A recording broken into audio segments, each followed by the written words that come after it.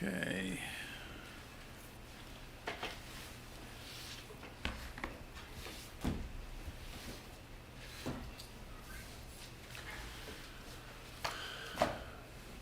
Do I need to try to find Ron? I assume he'll be here momentarily.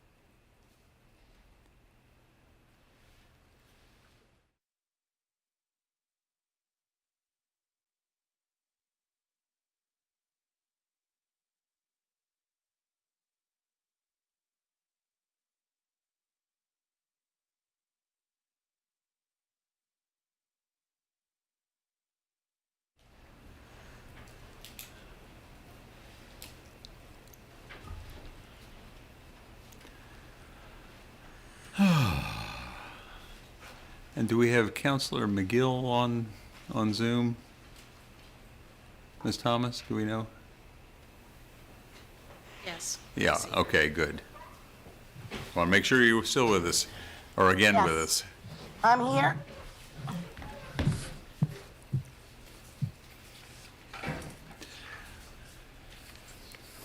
Okay, so let us call back to order the City Council meeting. It's now 6:30, and a little after 6:30.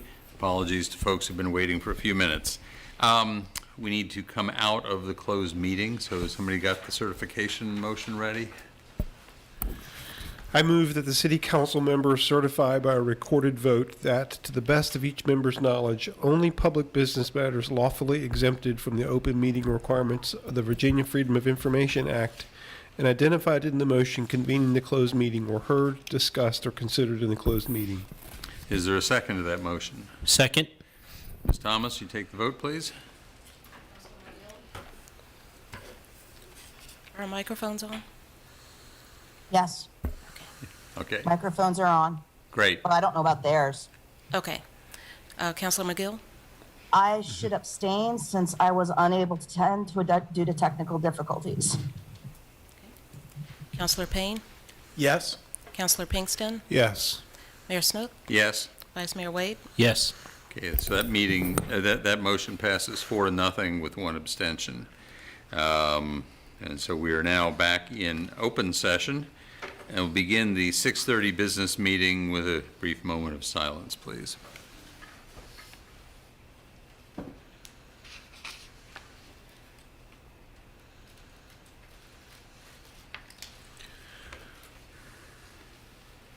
Okay, thank you. Councilors, are there any announcements? Anybody have any announcements? Nope. Okay. Let's see, any items for recognition? We don't have any proclamations this time. Any other items for recognition? All right, Ms. Thomas, would you please read the consent agenda? Consent agenda, number 3, minutes, September 19th council meeting, September 27th joint work session with the Planning Commission. 4, ordinance, to amend, reordain, and reenact Chapter 30, Article 4 of the City Code, Real Estate Tax Relief for Elderly and Disabled Persons, second reading. 5, resolution, a resolution to appropriate funds for the Charlottesville-Albemarle Adult Drug Treatment Court Grant Award, $240,000, second reading. 6, resolution, Virginia Juvenile Community Crime Control Act Grant, $452,704, second reading. 7, resolution appropriating $700,000 from the CIP contingency to Avon Fuel Station Replacement Project. Second reading. 8, resolution appropriating $107,203.32 for the Jefferson School African American Heritage Center rent agreement. Second reading. 9, resolution appropriating American Rescue Plan funds, $565,000. Second reading. 10, resolution appropriating funds for a bag distribution in connection with plastic bag tax, $20,000. Second reading. 11, resolution appropriating insurance reimbursement in the amount of $4,650.55. Fire Department Truck Company 9, one of two readings. 12, resolution appropriating funds for 2022 Bureau of Justice Assistance FY22 Edward Byrne Memorial Justice Grant Program, local solicitation, $23,459, one of two readings. 13, resolution appropriating funds from the Victim Witness Assistance Program grant, $257,024, one of two readings. 14, resolution extending the contract for city management services with the Robert Bob Group, one reading. All right, thank you. We will now take public comment regarding items on those 12 items on the consent agenda, just read by the clerk. Each speaker will have up to 3 minutes. In the Zoom webinar, you may select the raise hand option to be placed in the speaker queue. If you have joined us by phone and wish to speak on the consent agenda, you may press star 9. We will alternate in-person and virtual speakers, and please note that if you have something to talk about that is not one of those 12 items, either because you have pre-signed up to talk about something else or because you've just got something else on your mind entirely, now is not the time. You will have a moment, in a few moments, to talk about other things. But if you have something on those 12 items, now is the time. Is there anyone in council chambers who would like to speak on one of the consent agenda items?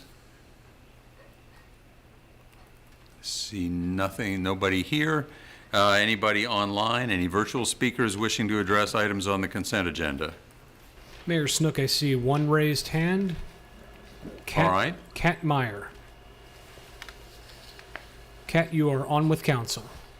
Yes, I just lowered my hand because I'd like to talk about the critical slope waiver instead of these 12 issues. So I just lowered my hand. Thank you. Okay. Thank you. We'll get to you later on. Okay, so is there anybody else online who would like to address the consent agenda? Mayor Snook, I see no additional hands. All right.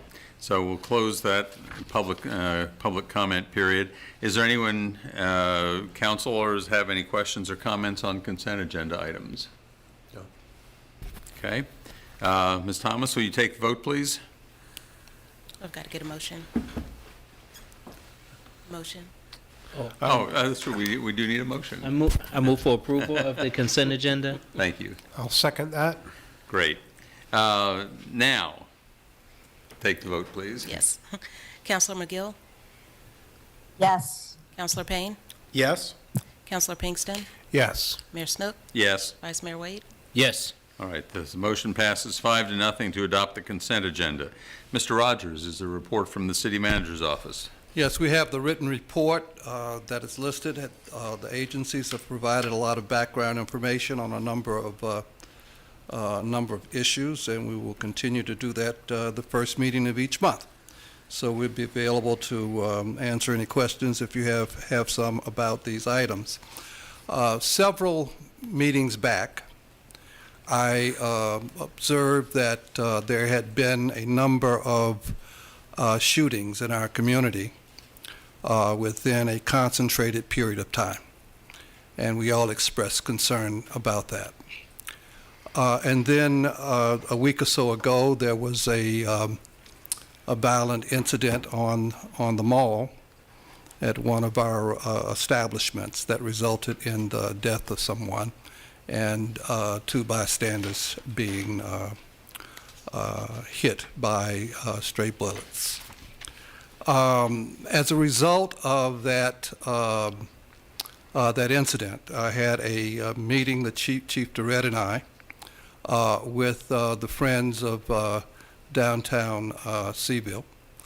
And let's just say, as expected, it was a very robust discussion and very much appreciated and understood.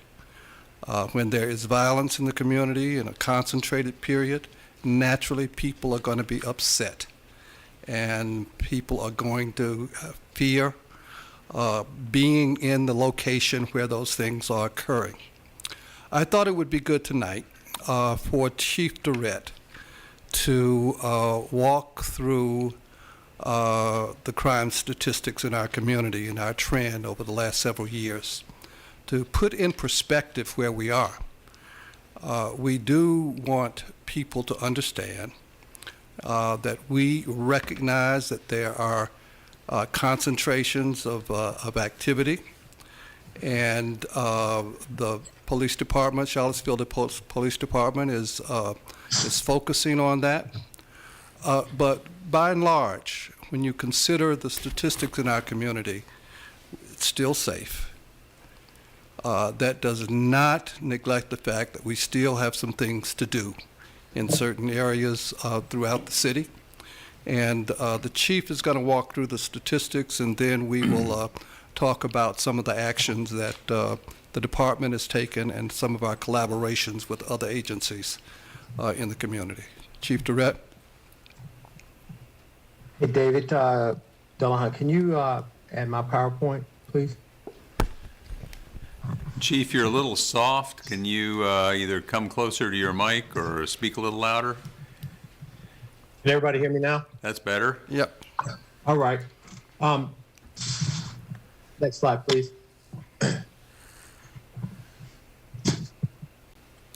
Going to the growing concerns regarding the shots fired in the city, I've compiled the following numbers to better understand the efforts that these calls or effects that these calls for service are occurring throughout the city. These are raw numbers that reflect the calls for service, but does not separate injuries, death, or confirmed by any kind of evidence base. These are just the calls for service. This slide here shows the last from 2017 to October the 23rd when we had the shooting. In 2017, calls for service were 185 calls for service for shots fired. 18 was 181, a slight decrease in 2019 with 172. In 2020, we started to see an increase of 298, and it's a greater increase in 2021 with 322. October the 23rd of this year, we are at 211 calls for services of shots fired. Next slide, please.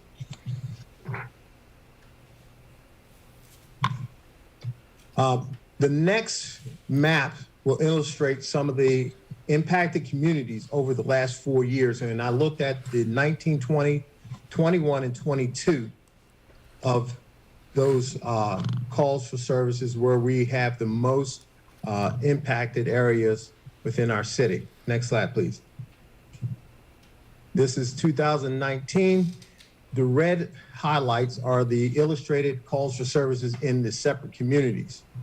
And that spans from Page Street to Gordon Avenue area, 2nd Street, a little bit in the Orangedale Prospect area, and South 1st Street. Next slide. In 2020, you can see that there's an increase in the Page Street area, South 1st Street, and 1st Street. Next slide, please. In 2021, it started in a higher increase in the Orangedale Prospect area with South 1st Street or 2nd Street and the Page Street communities. Next. This year, from January to October the 23rd, the increases are in the 10th Hardy Drive area and the Prospect communities. So these are the calls for service with the significant gun violence or shots fired calls in the city. Next slide, please. The crime statistics starts from 2016 through 2021. We looked at our major crimes, which are homicides, forcible rapes, sodomy, aggravated assaults, robberies, and our weapons law violations. Next slide, please. As you can see, our current to date, our homicide rate are 2. Our forcible rapes are 23, 4 in our statutory rapes. Aggravated assaults are up at 118, robberies are 31, and a lot of weapons violations are at our 41. That was all the slides that I wanted to give you tonight. These cases are still active. I know there were some concerns about the downtown area. I have increased some of the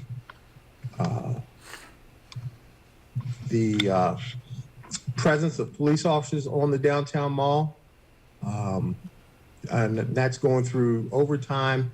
And if overtime is not fulfilled, then we're going to use our district officers to fill in those gaps in those areas.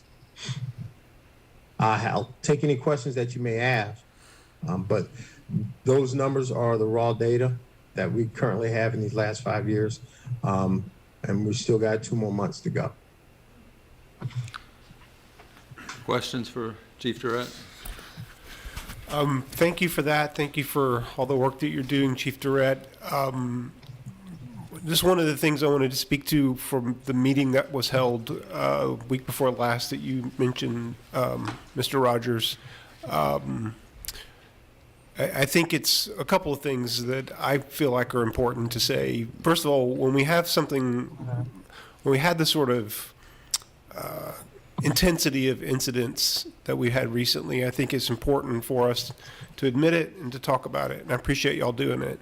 The second thing I want to say, to make it very clear to anyone who's listening, there was never any intention on my part or anyone else's part to connect the situation, that this most recent violence, to the presence of unhoused individuals in the downtown mall. Those are very different issues.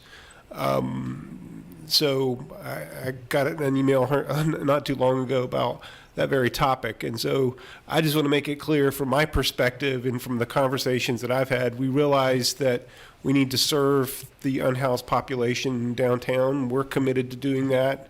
I'm going to be trying to meet with some folks from the Haven later this week. In fact, I think that we're committed to doing what we can to serve that population, and there's no connection or correlation at all with these incidents of gun violence.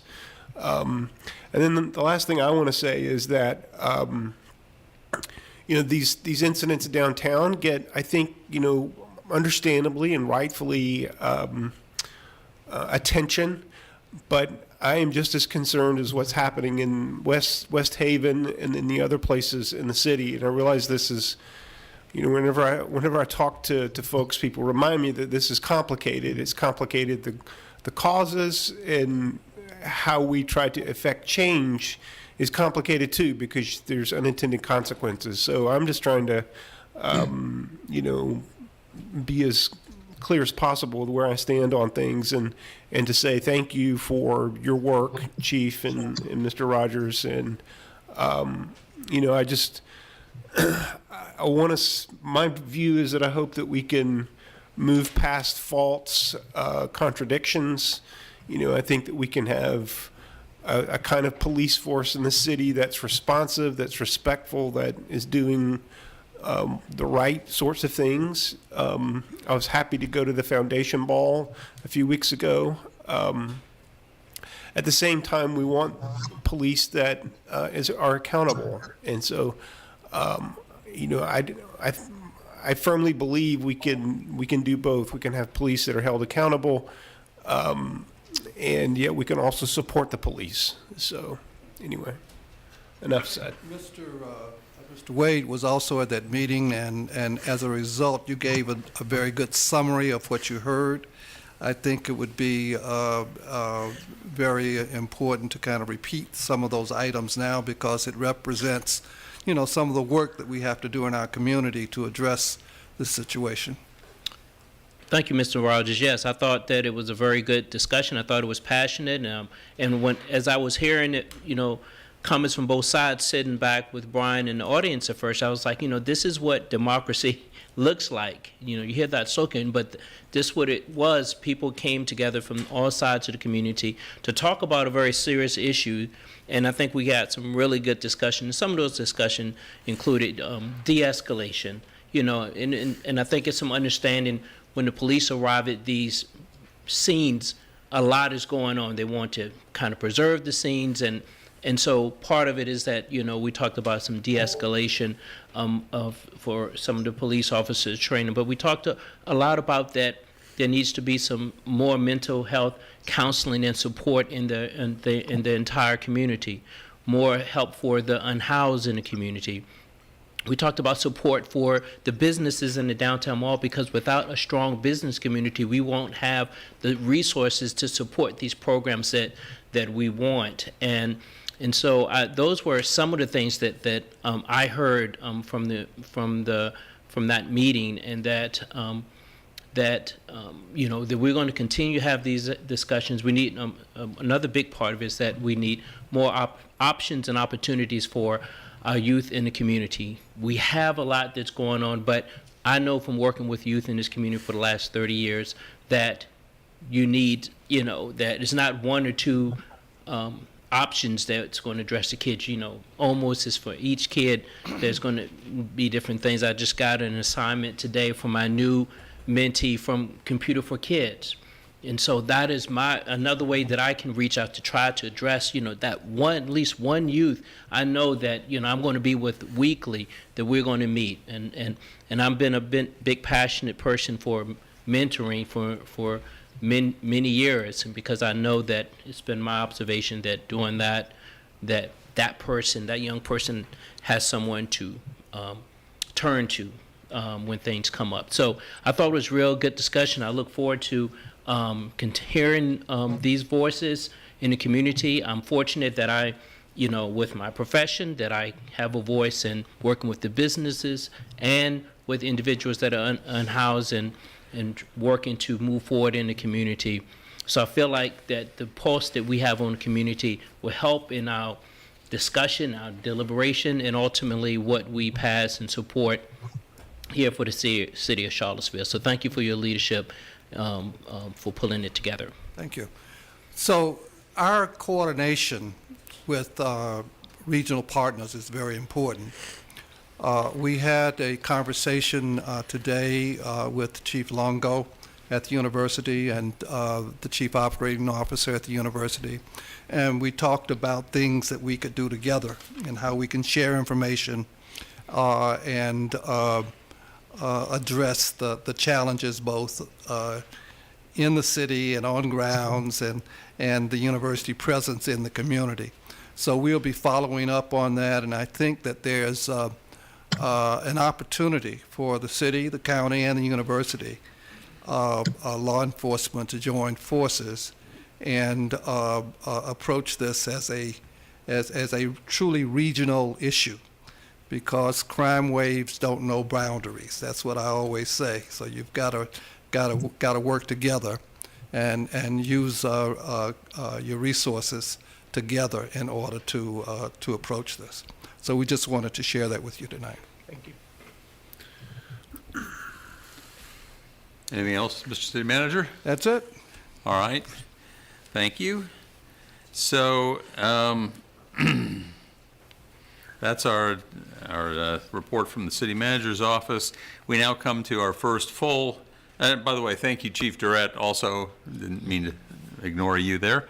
I appreciate your paying attention to us and giving us the statistics. I will note for the benefit of anybody who didn't do the math that the 211 incidents up through October 23rd extrapolates to about 255 for the year, so still down from last year. So Community Matters, we have 4 pre-registered speakers, leaving 12 slots for additional speakers on Community Matters. Each speaker will have up to 3 minutes to speak. We will now open the floor to our pre-registered speakers. Is our first speaker available? I have Emily Morrison. Is she available?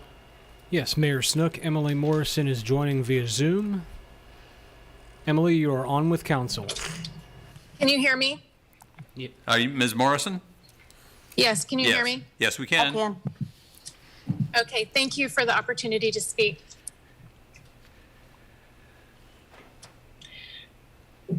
I'm Emily Morrison. I live at 1500 Jamestown Drive. I'm the founder and executive director of The Front Porch, a nonprofit community music school and concert venue that serves 20,000 people per year. We're located downtown, where we teach music lessons to 350 people every week of all ages. And then we also offer music programs to nearly 400 more people in the community every week through outreach.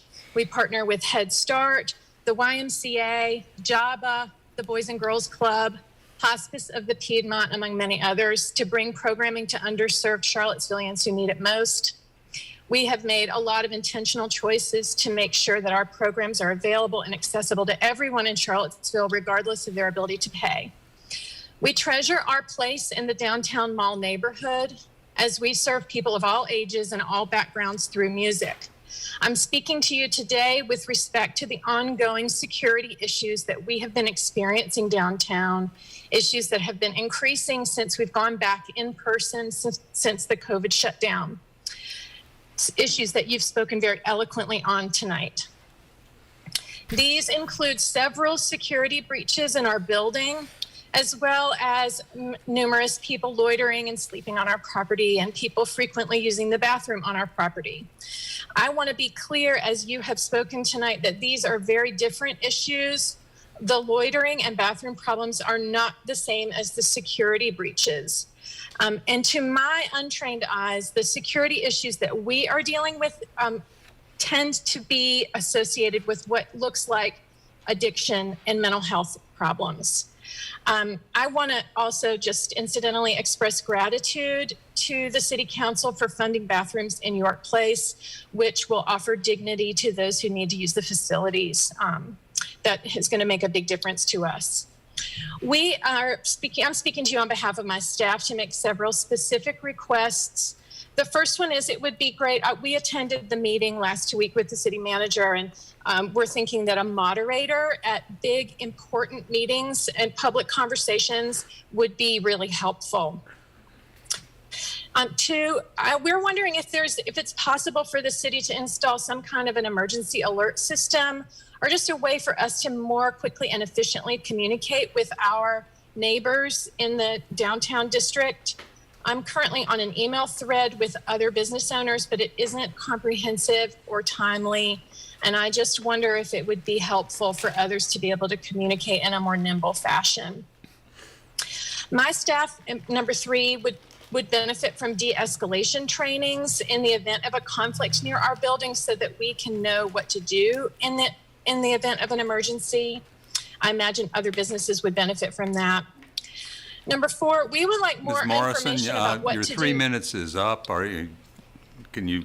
Yeah, I just want more information about how to handle non-emergency settings. And then I just would say that we concur with your feelings that more mental health and more, this is from Councilor Wade, that more mental health services are greatly needed. And then from our part, I'll just say we would love to be able to support whatever creative solutions arise that may involve the arts and music in helping to bring our community together. Thank you for your time. Thank you, Ms. Morrison. Mr. Cox? Hello. I'm glad to be here tonight. I want to give you a little bit of update on efforts to improve pedestrian safety on East High, but first I want to thank you, Mayor Snook, Vice Mayor Wade, and Brennan Duncan, the traffic engineer, for walking with us down East High to experience the disaster that street is for people on foot. The city has a plan, Streets That Work 2016, that has a priority list of corridors that are to be improved. East High is hardly mentioned, and that's because the list is not about safety only, it's about a lot of other things. It's a politicized list, and public comment figures a lot in determining the criteria. So I would encourage you to take a look at the prioritization. I know that the Bicycle Pedestrian Advisory Committee is beginning to talk about this, so that a more rational approach. I mean, there are streets on that list that are much, much better than East High, and East High is barely there. It's barely mentioned. Now, one of the things that needs to be done badly is curbs on that street. I don't know if you know this or not, but when it rains a lot, water gushes down East High, down Hazel Street. It has actually gone into the Jack and Jill. It's also undermining the foundation of Charlottesville Glass and Mirror, which has settled 4 inches over several decades, because an engineer verified this, because of water, which would be diverted by a curb. The curb would also keep people from hopping up into the parking lots and cutting through, as they have been doing, and jeopardizing people's lives. And people are crazy. They do this even when I'm standing there.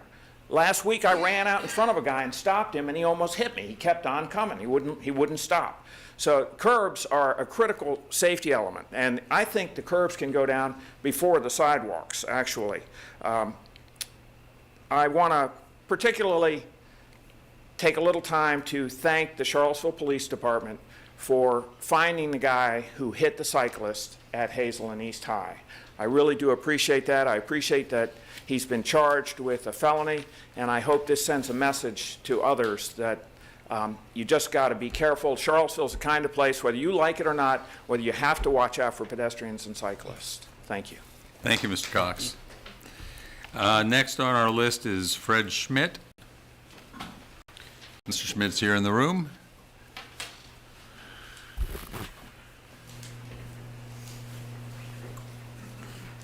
Thank you for this time, council members. My name is Frederick Schmidt. I live at 312 Chestnut Street in Belmont, about 800 feet from the proposed Carlton development going forward. And I just have really a question here regarding the resolution number 18 that's coming up. There's been a word around our neighborhood, excuse me, that the city engineers, at least more than one, have not approved this critical slope waiver. And I wonder how we could go about getting a copy of their reports, if any. That's it. Who would I talk to in City Hall if that is true, what I'm told is true? You know, I don't know, but I would get, have you called the city engineer's office? If you're looking for an engineer's report?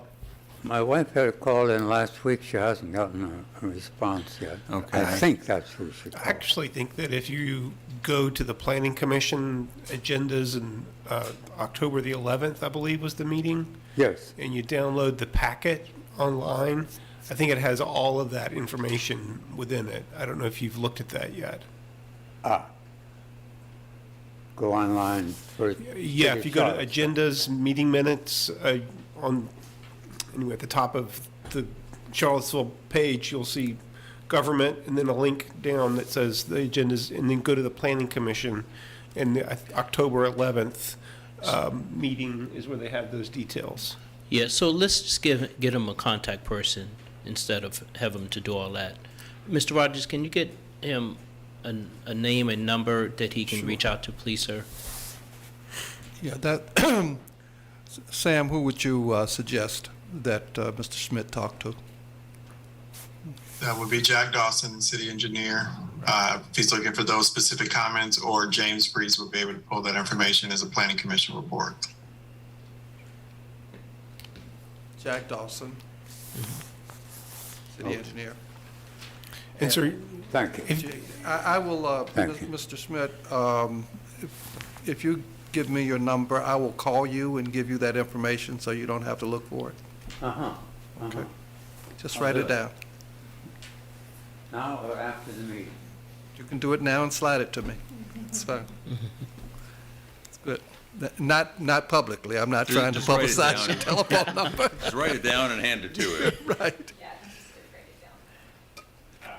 That I can still do. Okay. Why don't we just, Thank you, Fred. Okay, so while he's taking care of that, our next speaker would be John Semmelhack. Okay, he's here in the room. Mr. Semmelhack? Thank you. You have 3 minutes. Good evening, Mayor Snook, councilors, City Manager Rogers. I'm John Semmelhack, 1515 Chesapeake Street. I'm speaking on behalf of hundreds of people who want protected bike lanes along West Main Street. A petition started less than a month ago has collected 435 signatures, with many folks commenting on their desire for safer biking along West Main, including those who have been discouraged from biking by the unsafe conditions. Protected bike lanes have been installed in many places throughout the United States. What better place to start in Charlottesville than West Main Street? Protected bike lanes help meet climate goals by allowing more people to bike. They increase customer traffic to adjacent businesses, and most of all, they improve safety for both people biking and people driving. With the cancellation of the West Main Streetscape project, there are currently no significant improvements slated for the corridor. In the meantime, people continue to rely on this important connection to move from one part of town to another, making do with painted bike lanes that leave them vulnerable to both parked vehicles that encroach or block the lane and passing vehicles with distracted drivers looking for parking. We request that the city install a pilot project that involves repainting the road and installing a buffer for bike lanes consisting of flex posts and rubber curbs. Andy Orban shared a concept design with you to show that West Main has the necessary width to provide protected bike lanes while keeping street parking on alternating sides of the street throughout the corridor. West Main Street is a critical node of our bike network connecting UVA and downtown Charlottesville. The 2015 Bicycle and Pedestrian Master Plan ranked protected bike lanes on West Main as the #2 priority project for the entire city. It would be an ideal place for Charlottesville to demonstrate its first protected bike lane. Please pilot this much-needed project. And finally, please note that when I say bike, I mean it as shorthand for all low-speed, small vehicles on wheels, including 2-, 3-, and 4-wheeled scooters. Thank you. Thank you, Mr. Semmelhack. So that is our final pre-registered speaker.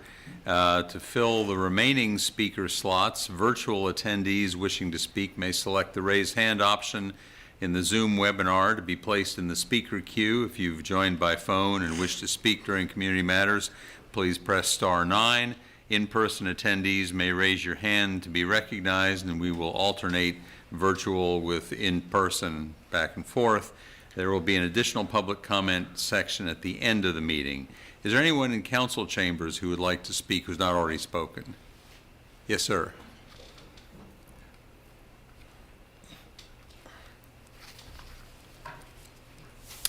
Good evening. My name is James Groves, and I'm a city resident here this evening to highlight an opportunity for action that addresses climate change. Recently, the city staff published a well-written climate action plan in which they note that 1/5 of Charlottesville's greenhouse gas emissions originate from our municipal gas utility. As we pipe natural gas through our community and burn it for heating and cooking, we release methane and carbon dioxide into the atmosphere. Both are potent greenhouse gases. During the past year, our municipal gas utility experienced 56 leaks, and expanded its customer base with 185 new gas lines. The leaks and expansion have occurred at the same time that thousands of the world's leading scientists urge us to rapidly reduce our greenhouse gas emissions, not expand them. Fully addressing gas utility emissions will take time, and a city-funded study may be completed next summer that provides a roadmap for such efforts. Yet we don't need to wait before changing the trajectory of our gas emissions. The new Climate Action Plan tells us where to start now. Quote, review the gas main extension policy for opportunities to align with climate action commitments, unquote. Having done that, I see a simple way to begin changing the trajectory of our emissions. Let's stop installing new gas lines for free as currently allowed in city code. During the past year, the city installed 127 gas lines for free, absorbing perhaps $2,000 in materials and labor costs with each such installation. That means that the city accelerated the expansion of fossil fuel infrastructure and emissions with more than $250,000 of subsidies. A change to city code would eliminate these subsidies, and any member of city council can initiate such code revision. My family and numerous friends would be most appreciative if you would quickly sponsor the revision that I provide to you now. A 2019 City Council resolution asked that climate action be front-loaded sooner rather than later. Here is an opportunity to follow words with actions. Thank you. I'm happy to take any quick questions from council or staff. Thank you, Mr. Groves. Any questions?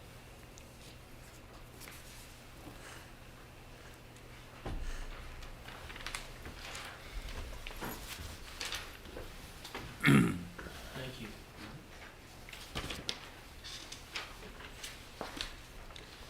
Okay. So next, we would look to see if we have anybody online as we do our alternating thing. Is there anybody online who would like to speak to us? Yes, Mayor Snook, we have Kat Meyer. All right.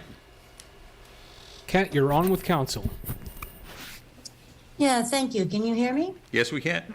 Okay, great. Thank you, council. Thank you, Mayor, for allowing me these 3 minutes. I'm talking about the critical slope waiver on the Carlton project, what Mr. Smith was referring to. So a couple of points. One, we were watching the planning session, and it was a bit disturbing to see that the city engineer was really had disagreements with a lot of the feasibility studies. And with the Planning Commission, there really weren't any technical questions. There was concern about affordable housing, but Missy very clearly said that has nothing to do with the waiver. And so what I'm asking the council is to really take a deep, deep look at the engineering and the details of this plan, because it's very, very complicated. The watershed, you know, they said that there were impermeable, it was all asphalt, but there's a lot of green space. There's a huge ravine up there that is allowing water flow to move more naturally into Mead Creek and then beyond. So, you know, I'd really ask that you take a look at this, really talk to the engineer to see what his concerns are. This was like the 5th or 6th design that's been submitted by this engineering firm, and Peacock Auto, they were even on their property. So there were a lot of flaws that we found, and we're not engineers, we're not architects, but we saw some errors in the design. So I really think this deserves a deep look at this. We know it's coming, and that's fine. We've worked with Ashley. She's come to us. She did present us, though, as though the neighbors did not want rentals, when in actuality, that's not the truth. We kind of opposed a PUD because we have 2 Section 8 houses on our street on Douglas Avenue. We love renters. They bring in diversity. So, you know, we just really want this to be a very successful development. And we love renters. It's not an abandoned lot. There's fox, there's a tremendous amount of wildlife. So the carbon, climate change is the only conversation we should be having. The periphery, there's some older trees. Yes, landscapers call them trash trees. But if there's any way that we can really look at the green space, because there is no green space, there's one. It's for the septic in the center of the development, at least with the plans as they're submitting. And the last thing I want to say is neighbors have not been talked about. I know my time is up, so I'll end with this. Like Holly Street, I was listening earlier on, by right, sharing those access, and we've just never been addressed as far as how are they going to begin this project. So thank you so much for this time. Thank you, Ms. Meyer. So is there anyone now in council chambers who would like to speak? 2 minutes. Can I add one more? I'm sorry, no. Okay. Yes, ma'am. Come on up. I know who you are, but I don't know if everybody else does. And I'm sorry for clapping. I was hit by a car several years ago down North Carolina on a detour, and no one was held responsible for it. They just pushed it aside. So I had to clap. I agree with y'all. But, okay, so. Would you identify yourself, please? Oh, sorry. I'm Elizabeth Marshall. I go by my middle name, Alex. I live on 619 Preston Place. I'm from here, born and raised, grandparents from here, family from here. I'm from here for a very long time. A lot of my issues that I'd love to touch on have to do with what Mr. Rogers pointed out, which I'm very optimistic about, is integrating and working with UVA, because I think UVA, as they grow, they're growing, and Charlottesville is getting the brunt of all of the growing pains. They're putting everything on Charlottesville, the housing, the extra trash, the way that students behave. In Charlottesville, that's really UVA's responsibility. They need to take responsibility for their growth, and we need to work together, and instead they're just putting it off on Charlottesville, and it's crumbling the whole city. And it's also teaching their students that it's okay, we're above the law, we do what we want, we trample on people. And that's not a nice thing to be teaching these young kids, that their brains haven't even fully formed. And it starts from the top. So if the president of UVA and everyone up there gets to just kind of trample all over Charlottesville citizens, then it teaches their students that's okay, and it's not okay. But first, real quick, I want to thank Mayor Snook, and I want to thank Officer Durrett and Officer Hubert, because on Preston Place, we've been having a huge issue with noise, trash, fraternities taking over. And I'm talking not the ones that you can go waddle down in your pajamas and say, hey guys, my house is shaking, please turn your volume down. The guys that when you do that and your house is physically shaking, they look at you and say, why do you live here? This is the fraternity street. Which is not acceptable. I'm willing to negotiate and work with them. We're neighbors. We got to work together, but these guys don't care about anyone. But Mayor Snook was very kind. On his Friday evening, he actually came out himself to talk to one of the fraternities I've been having the biggest issue with, Theta Chi, and he came out there and stood out in the cold with me for an hour until the police officers came, and Officer Huber finally got them to close the party down. But today, I want to please talk to you about, basically I want to beg you, please make Preston Place permanent parking 24/7. So because of the way that these fraternities have taken over, basically anytime in the evening and all weekend long, all of the fraternity brothers and the girls they invite over that don't live on the same area of driving distance to town of these fraternities flock over, they drive their cars to this street, they leave them. It's not guests from out of town, it's fraternity boys that happen to live, not want to Uber, and they live over there. And they take their cars and they dump them on the street. So that means all weekend long, I can't drive my car because if I come home, I don't have a place to park. If my mom wants to come over, she can't come over because she doesn't have a place to park. If I have friends in town, they can't come in town and stay with me because they don't have a place to park. Even though I have a permit pass and I have these things, there's no spot for me because these fraternity kids from the other side of town who don't live here and who live on several blocks away, they've dumped their car there all weekend long, sometimes longer than that. University Circle is now permanent parking 24/7, and Burnley Avenue is permanent parking set every day of the week, at least for some hours a day. I'm basically begging you, please make Preston Place permanent parking 24/7, because we are getting the inflow of all of the parking from all these students. Thank you, Ms. Marshall. Thank you. I should say that that was the first fraternity party I've been to in about 45 years. Do we have anybody online who would like to address us? Yes, Mayor Snook, Deborah Jackson will be next. All right, Ms. Jackson. You are on with council. Good evening. My name is Deborah Jackson. I live in the Belmont Carlton neighborhood, and I'd like to thank the city staff who were involved in reviewing this critical slope waiver application for the Belmont condominiums. Their expert comments were thorough and insightful. I would also like to say that I welcome new neighbors to Belmont Carlton. I myself have not been here very long, and I recognize the developer's right to build on this property. I do have comments to make related to the city council vote tonight on this critical slope waiver. The points that I will make are related to the stormwater management systems that have been proposed. My comments come directly from the city staff report dated September 13th, 2022. This is pertinent to the fact that Collins Engineering is requesting approval of the critical slope waiver prior to submitting a site plan. Of critical importance is the fact that city staff cannot, I quote directly from the report now, cannot recommend approval under either finding number 1 or finding number 2, and that city council shall consider the potential negative impacts of the disturbance and regrading of the critical slopes and of resulting new slopes and/or retaining walls.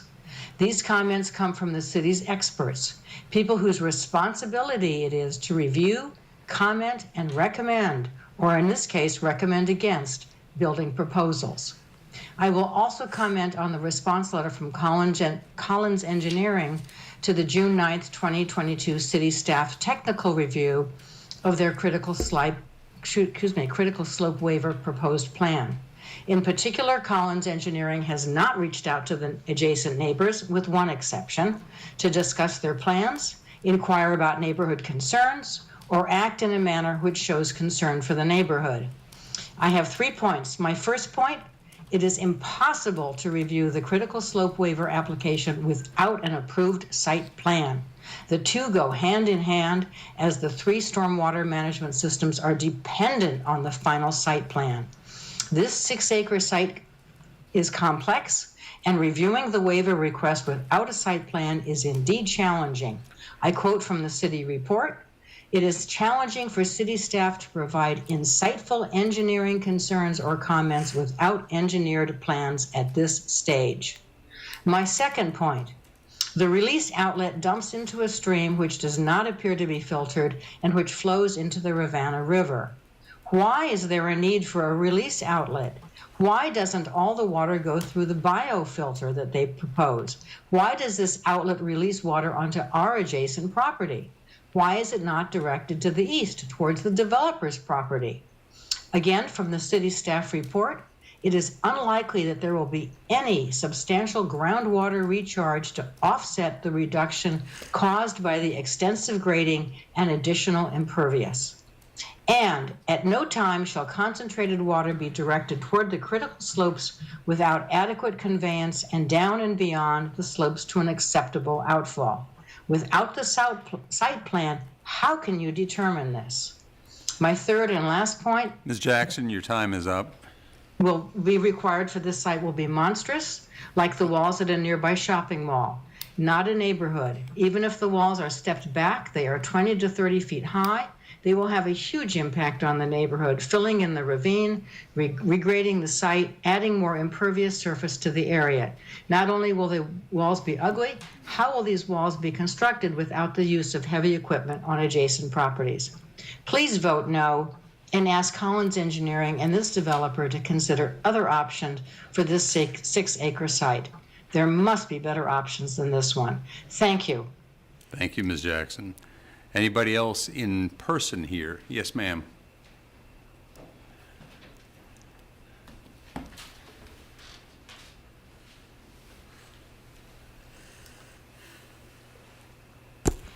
Katrina Turner, Charlottesville.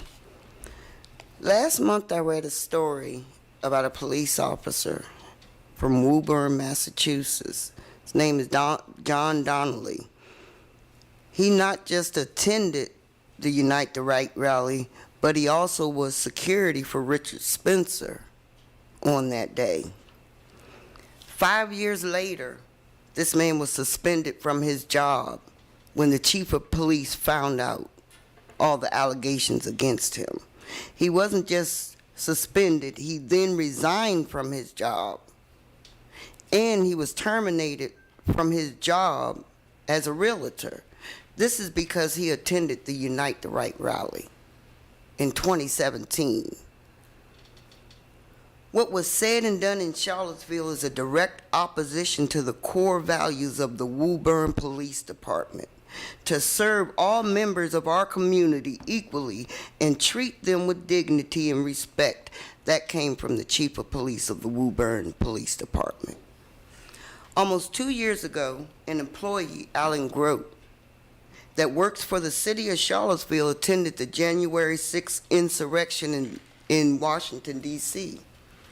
This employee, who is an IT analyst for the police department, fire department, sheriff's office, and rescue squad, was security for Alex Jones and InfoWars, alongside the Proud Boys and Enrique Torrio. He said he was honored to provide security for white supremacists on that day at the insurrection.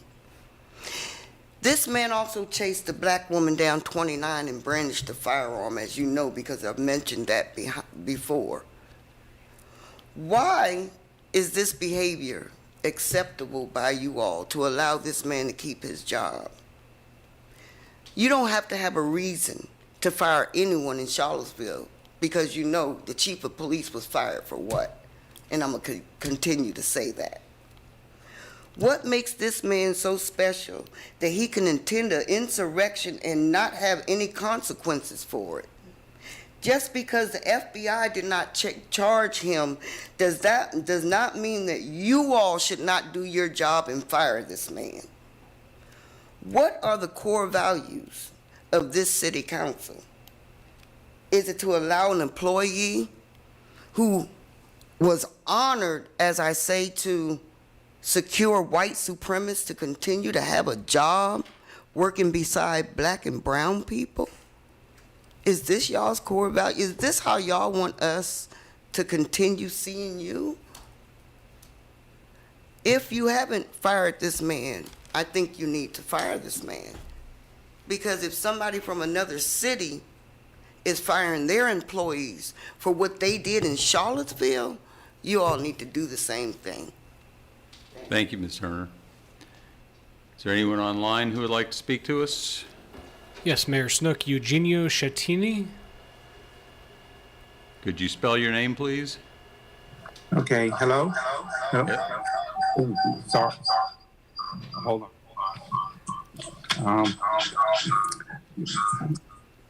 We have reverberation here.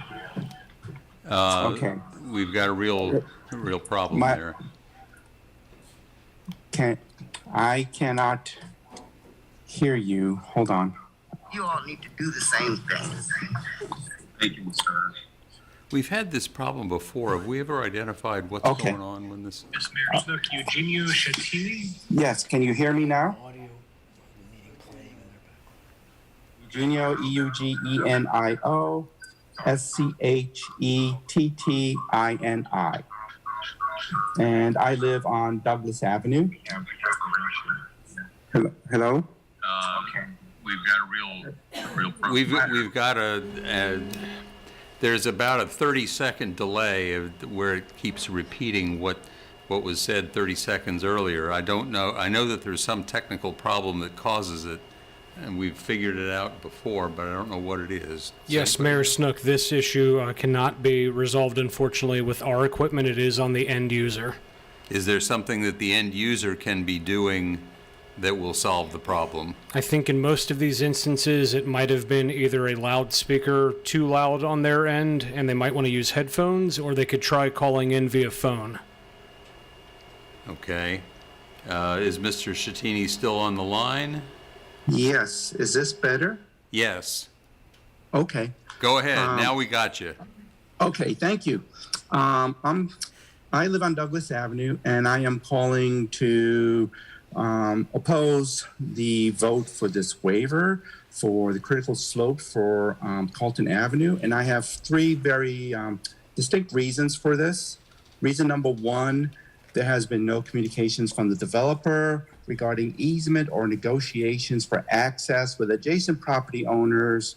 And this was a written comment from the initial site plan review back in June by NDS. This critical slope waiver impacts adjacent property owners, and it's so critical that the property owners adjacent to this development be involved as to what's happening, because it will affect their quality of life tremendously. The second point is that this new stormwater management system relies in draining into an ancient culvert that is under the right-of-way of the railroad run by Buckingham Branch and the CSX. This culvert is usually overgrown with vegetation and debris from past rainstorms and is never really ever maintained. And very rarely do we see anybody down there to clear this culvert. So we are very concerned that the culvert, as one of the key points to this stormwater management system, which is discharging into the system, has not really been vetted, and the maintenance of this system or this culvert has been kind of fallen by the wayside, and no one's really actually looked into it. So we're deeply concerned about that too. And my third point is these retaining walls. As these retaining walls are critical features to accomplish and satisfy the design requirements for the critical slope waiver for this new stormwater management facility, which is going to compensate for the critical slope, for the granting of the critical slope waiver. These walls range in height from 5 to 20 feet tall and encompass about 3/4 of the perimeter of the site. When you add the required 3-foot 6-inch guardrail for safety reasons, because you don't want people tumbling down these walls and killing themselves, it becomes a very high feature. And it creates kind of an overall effect that we're concerned of a raised plateau and the appearance of a medieval fortification being plopped down in the heart of Belmont. This is not a very friendly or inclusive development, but it becomes a rather exclusive and a divisive plan. And we don't think it's very friendly. And there might be other ways where the developer can achieve his end means by not being so exclusive. So that's what I had to say. Thank you. I hope that came through. Yes, it did. Thank you, Mr. Shattini. Glad we got it figured out. Okay, next back to in person. Anybody here wishing to speak? Nobody else in person? All right, anybody else online? Mayor Snook, our next raised hand is Christine Palazzolo. Palazzolo, I assume. Christine, you're on with council. And if you could identify yourself, spell your name, tell us where you live, please. And you will need to unmute yourself.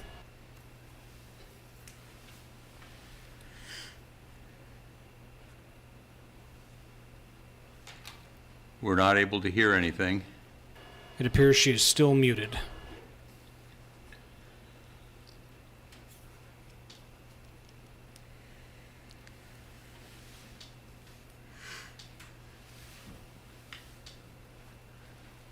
Ms. Palazzola, we're not getting you. If you're apparently still muted.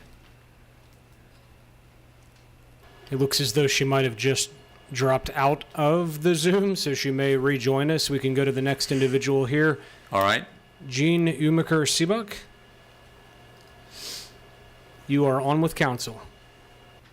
Yes, good evening. Our city's climate action plan calls for reducing our greenhouse gas emissions, yet the city underwrites the growth of greenhouse gas emissions by providing free gas line installations and rebates to customers who convert to a tankless natural gas heater.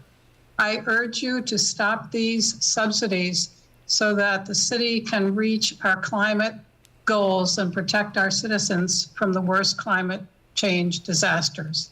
Thank you. Thank you. Do we have anybody else online? Yes, Mayor Snook, one additional raised hand, Kirk Bowers. All right. Kirk, you are on with council. Good evening, honored council members. Thank you for your time this evening. I'm here to speak about natural gas. It's one of my favorite topics. I've spent a lot of time over the years in my profession as a professional engineer. Let me back up for a second. Again, this is Kirk Bowers. I live in Albemarle County. I've lived here for over 35 years. I serve as the conservation chair for the Piedmont Group, Virginia Chapter, Sierra Club.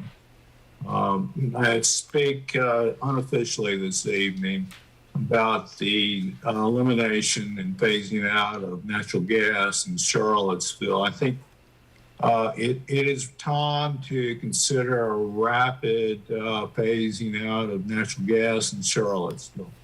I was reading this evening some comments where it was noted that 56 leaks have occurred in the system the last year. And I just wrote actually a long document from Pipeline Hazardous Materials Safety Administration talking about leakage in natural gas infrastructure. And actually the leaks are some of the largest sources of natural gas problems because it directly leaks methane into the atmosphere, which is 86 times more potent than CO2, greenhouse gas emissions. I don't know how old the system is, but the longer and the more aged it gets, the more leaks will occur, and it's time to phase out the entire system. You're also spending about $250,000 in subsidies to new gas lines in the city. I would take that money. I suggest taking those funds and offer rebates for buying electric appliances to replace the natural gas appliances. And that could be done very soon by eliminating the rebate for gas and putting it into rebates for electric appliances. Let's see, what else? Oh, yes, this may seem like a wild idea, but actually a year ago I wrote a document for PHMSA concerning converting natural gas infrastructure to hydrogen infrastructure. And we actually used hydrogen at the same time as natural gas over 100 years ago. It could be done, it just needs to be converted. And I was reading recently where UVA was under consideration for a grant to study conversion to hydrogen from natural gas. And so I'm throwing that out as an idea. Anyway, thanks for your time. I appreciate it. I hope you will focus on this issue, and I will, again, thank you for your time. Thank you, Mr. Bowers. Should I ask anybody else in person? Okay. Anybody else online? I see one additional hand that is raised, and it's just a first name, Christine. It may be the individual from earlier. So we'll try again. Christine, please state your full name. You are on with council. Thank you. My name is Christine Palazzolo. I live on Douglas Avenue. Sorry for the technical foul up there. I'm following up with something that Deb Jackson brought up about paying attention to the experts on your staff. The engineers sent a 10-page report. On page 4 in the middle, they say we cannot recommend approval under either finding number 1 or finding number 2. Please pay attention. Eventually, the homeowners association will be responsible for the stormwater management system. It's very complex. It has to be done right. Please pay attention. Please deny this waiver request. Please ask the developers to take another look at it. And when the city engineers like what they see, then we will all feel like we have looked out for our future neighbors. We welcome our neighbors. We want it done right. Thank you. Thank you, Ms. Palazzolo. Anybody else online? Mayor Snook, there are no additional hands. All right, so we will close this Community Matters. That's our final speaker. There will be another opportunity for public comment at the end of the meeting. And we'll now move on to the action items portion of the agenda. First item is an amendment to Chapter 12 of the City Code to require fire inspection reports. Michael Thomas to present. Interim Fire Chief, Chief Thomas.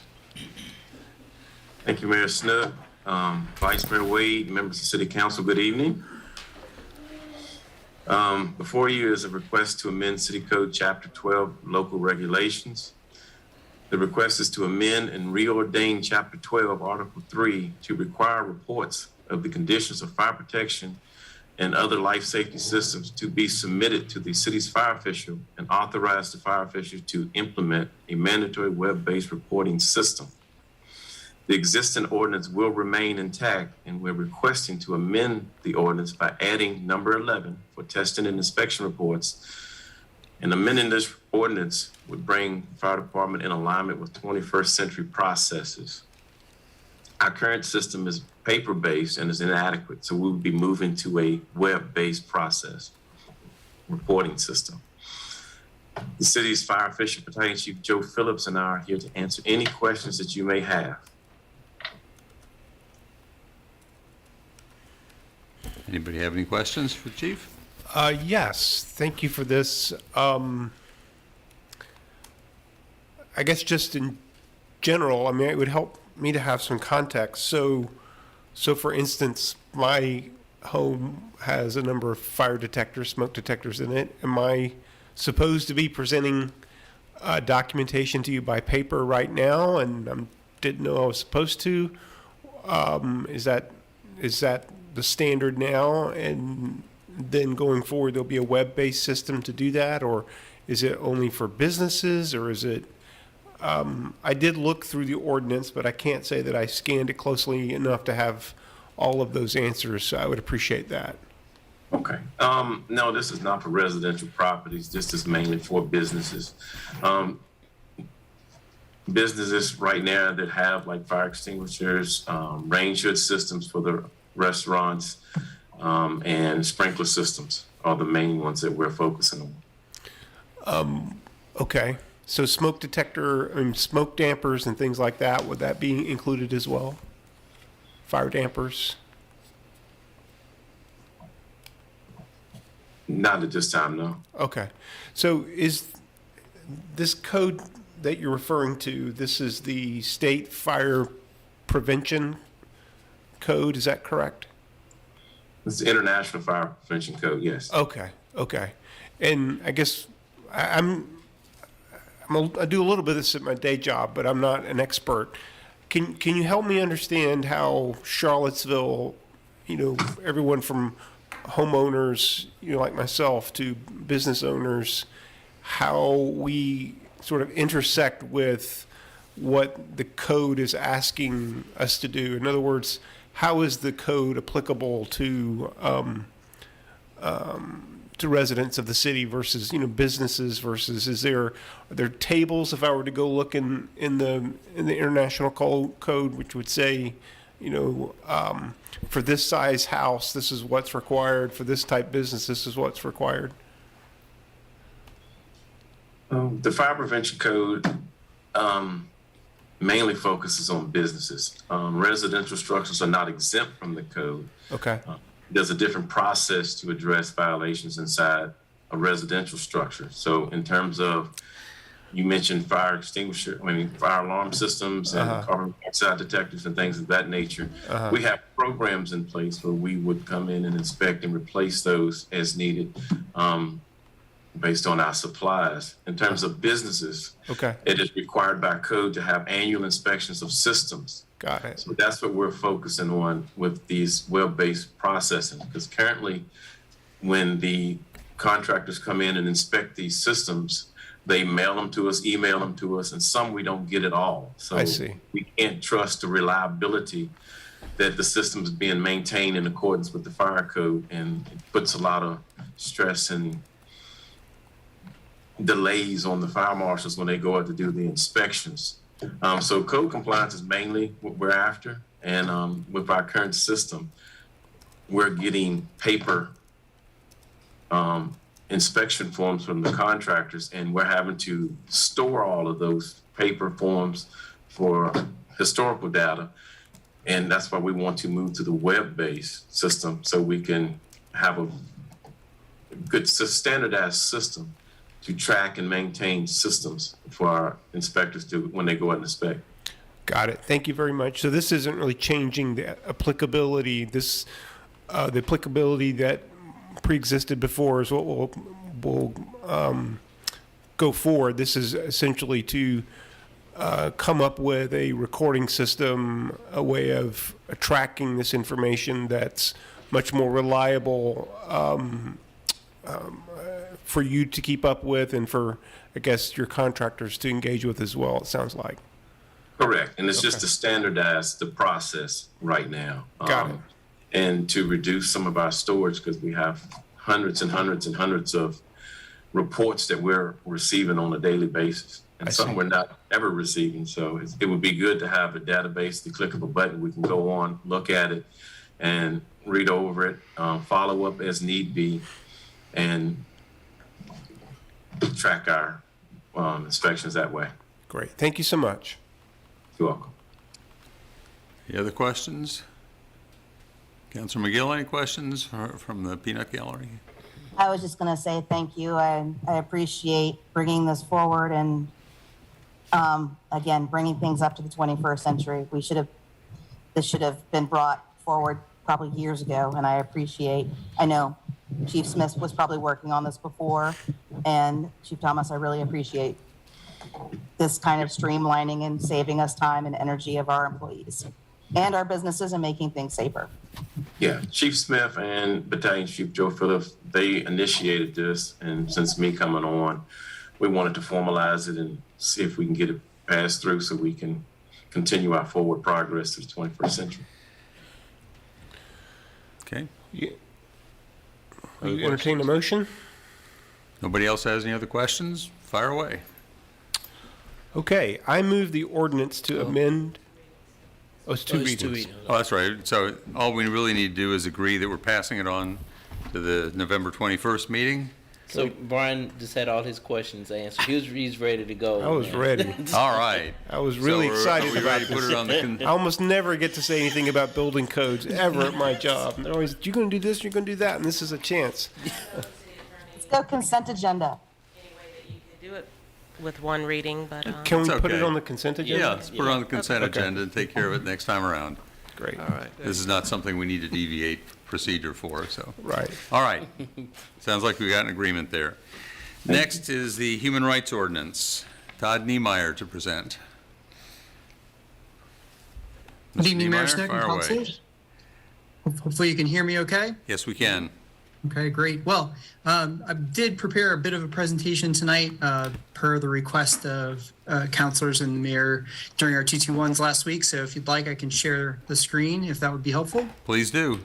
Okay, I'll try to be brief with this. It'll be a pretty high-level overview, not a big detailed presentation, but let's see if this works. Bear with me while I do the screen share. Can you see that okay? Yes, we can. Okay, let's make sure I can control it from my end here. Basically, what I wanted to do is just give you a real quick overview by answering a few key questions. Let's see if we can get this rolling. Okay. So I had, during our 221s, I heard some basic questions about what the ordinance was, what is the function of the commission and the Office of Human Rights, especially maybe just reiterating that for the public as well. What are these changes that we're proposing to the ordinance and why? And then how will the work of those changes affect the work of the commission and the office? And then we'll talk a little bit about next steps. So first of all, let's talk about the Human Rights Ordinance. So it became part of the city code in 2013. And this was born out of discussions through the dialogue on race. There was a task force around human rights, which formed this ordinance, the Human Rights Commission, and then the Office of Human Rights to address concerns of discrimination that happened in the city. The contents of the ordinance are based on federal and state human and civil rights law. So you can look those up if you want to know more about the origins of what you see in the ordinance. And what the ordinance does is it provides processes for us to address unlawful discrimination within the city. And when we talk about within the city, we're talking about the corporate borders of the city. So if you look at a map, you can kind of see where our limitations lie geographically. What the ordinance also does is it specifies the duties of the commission and the office. So it's kind of like the how-to manual, so to speak, for both the commission and the Office of Human Rights. Specifically, the Office of Human Rights is a division of the city manager's office and has three main things that it does. I'm the director of the Office of Human Rights, and one of our primary roles is to receive and address individual complaints of discrimination. And we get phone calls, text messages, walk-in visitors, emails. We receive those from the public and then attempt to address them with the tools that we have at our disposal per the ordinance. In addition to that, we do community outreach. We do community outreach around the services that we provide, helping people be aware of what they can expect from the office and how to connect with us. In addition, we do education and awareness around issues of discrimination and also work with many community partners through collaboration and leadership to advance different projects that help protect human rights and basically make a more equitable community. The third role that we have is to support the Human Rights Commission. And we do that through administrative support and just providing guidance and institutional knowledge for the commission. So the commission itself is a citizen-appointed body by City Council, and it has several main roles which are outlined in the Human Rights Ordinance as well. With regard to individual complaints that we receive through the office, the commission serves as an appellate body, so they can hear appeals for any complaints that were dismissed, and they can also conduct public hearings when a complaint reaches its conclusion and there's a finding of reasonable cause or probable cause, in this case, as the ordinance currently reads. In addition, they can conduct community outreach on their own or sometimes in partnership with us at the office. They review city policies and practices and advise council on human rights issues that they find within those. This one's in bold. Number 4 is one of their tasks is to seek federal work share agreements with the Equal Employment Opportunity Commission and Fair Housing Office. The reason that one's in bold is because it's kind of the meat of what you'll see in terms of the changes to the Human Rights Ordinance that are before you this evening. And we'll talk a little bit more about what that entails coming up here. Number 5, the commission also makes recommendations to City Council regarding its annual legislative recommendations to the General Assembly. And finally, it makes recommendations to City Council regarding its own policies and procedures. So getting into the point on the agenda here this evening is the changes that are proposed to the Human Rights Ordinance. And there's 4 main things that I want to call your attention to. And for those who haven't checked out the agenda packet, that's where you'll find all the details. I'm not going to go through all the minute changes this evening because it would take us a very long time to do so. But if you do, for members of the public and City Council, in the agenda packet, there's a detailed memo outlining a summary of the changes as well as the actual proposed changes to the ordinance that you can look through. And if anyone has questions, you can feel free to reach out to the office after this meeting. But primarily, there are 4 main things that I want to call your attention to. First of all, there's a lot of reorganization that happened within the ordinance. For a long time, we've looked at certain parts of it, and through practice over the years, we realized that by reorganizing certain key sections, we can make it a little bit more easy to read. We've added language to specify the role and the duties of the Office of Human Rights where that was lacking before. We've subdivided the enforcement sections by protected activity, and that's a term of art to say when we talk about discrimination, there are certain activities under the law that are protected, and I can just give you that real quick because that's not a big complicated thing to say. Those are employment, housing, public accommodation, which means access to spaces and services that are generally determined to be open to the public, credit, and then private education. So those are the 5 protected activities under law and under our ordinance. And then fourth, we added language to make the ordinance substantially equivalent to federal fair housing law. Again, that's bold because that is the biggest change to the ordinance that you'll look at tonight. And then there's a specific reason that we've done that, and we're going to go into that next. But here again, just a few answers as to the why regarding those changes. Again, number 1, we want to make the ordinance easier to follow. Number 2, we want to clarify how the Human Rights Commission and the Office of Human Rights work both together and independently. We subdivided, number 3, we subdivided those enforcement sections so that we could make sure that the processes that are unique to each protected activity are separated out for easier reference. And then number 4, that idea of making our ordinance substantially equivalent to federal fair housing law is part of the process of entering into what we call a Fair Housing Assistance Program, or a FAP. We'll call it that probably coming up here. A FAP work-share agreement with the Federal Department of Housing and Urban Development and Fair Housing Office. And we'll get into the meat of that because I think that is the thing I really want y'all to think about going forward, because it has serious implications for the office and the commission. So what is a FAP? What is a Fair Housing Assistance Program? So it is a work-share agreement with HUD, the Housing and Urban Development Department of the federal government, and their Fair Housing Office to address housing discrimination locally. And we can do that already under our ordinance. We can address complaints of housing discrimination. But when we enter that work-share with the federal government, what we end up doing is we receive any complaints that originated within Charlottesville but were reported outward, either to the State Fair Housing Office, which is also a FAP, or the Federal Fair Housing Office. So those will be referred back to us to address locally. What that also comes with, so that's an additional responsibility, but the Federal Fair Housing Office will support us by providing training and guidance, funds for capacity building when we first start out in that work-share agreement. And we also get reimbursement for handling complaints of discrimination. And those reimbursement rates vary upon how the complaint is resolved.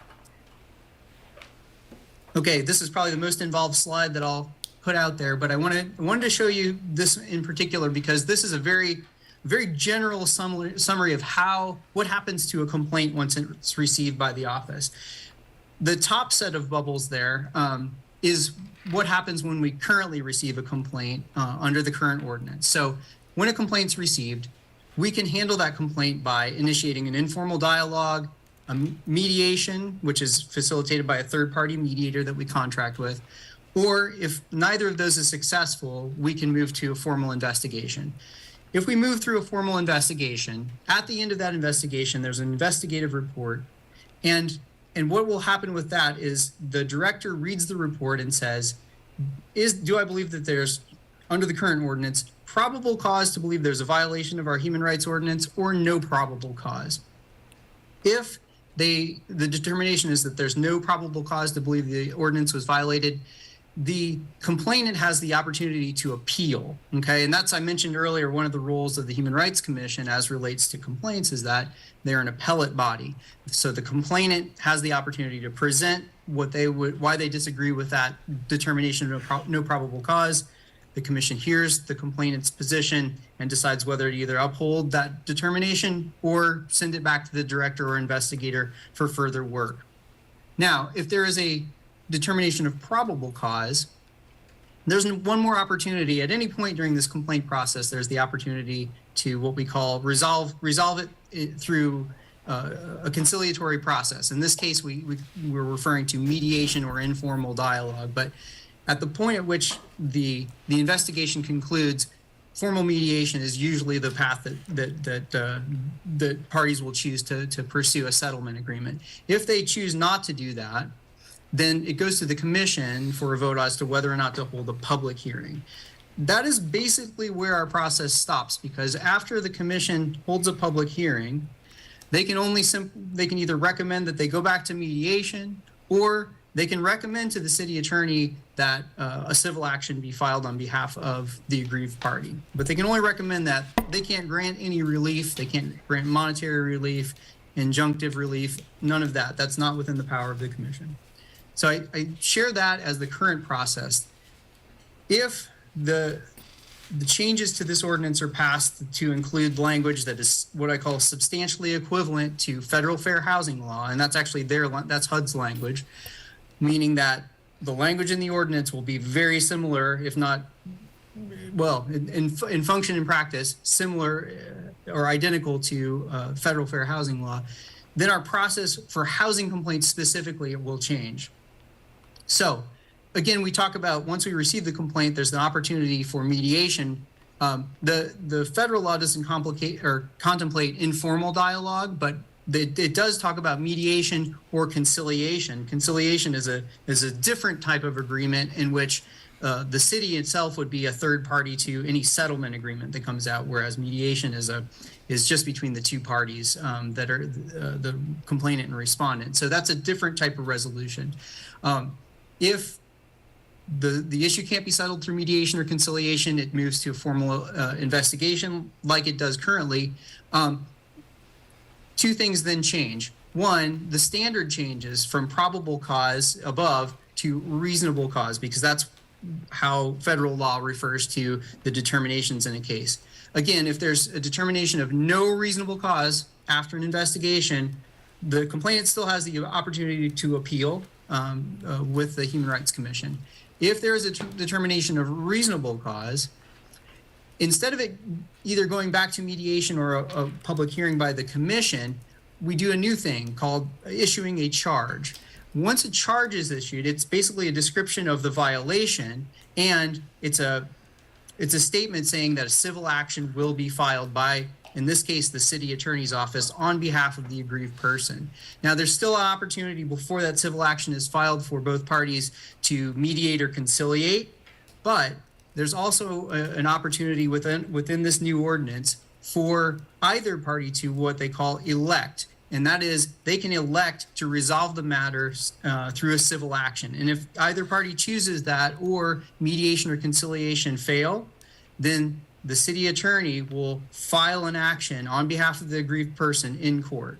And that's a big deal, because under our current ordinance, the city attorney is not obligated to do that if there's a finding of probable cause.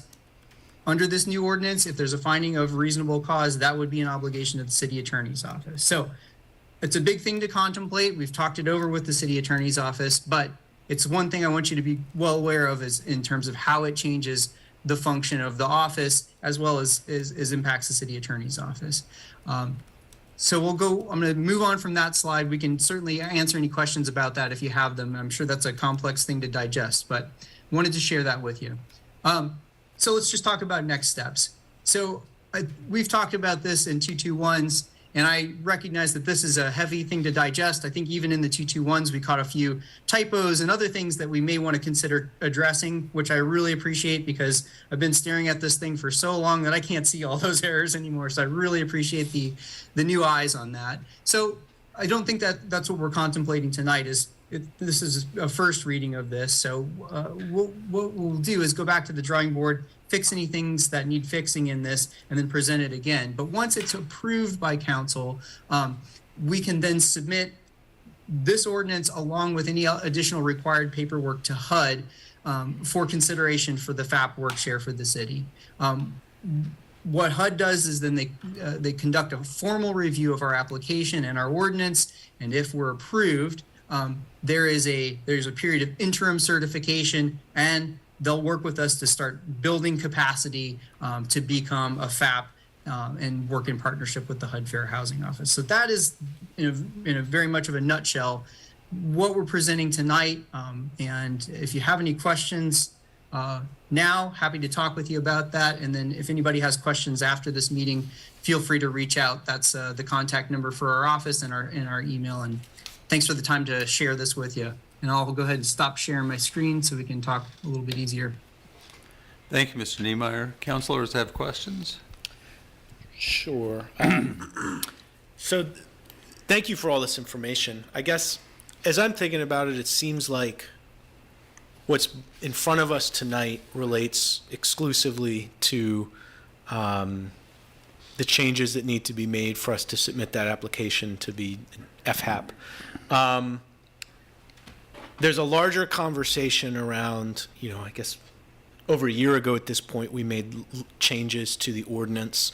And there's a discussion to be had around, do we want to make additional changes or revisit any of that? That to me seems like a separate conversation from this though, right?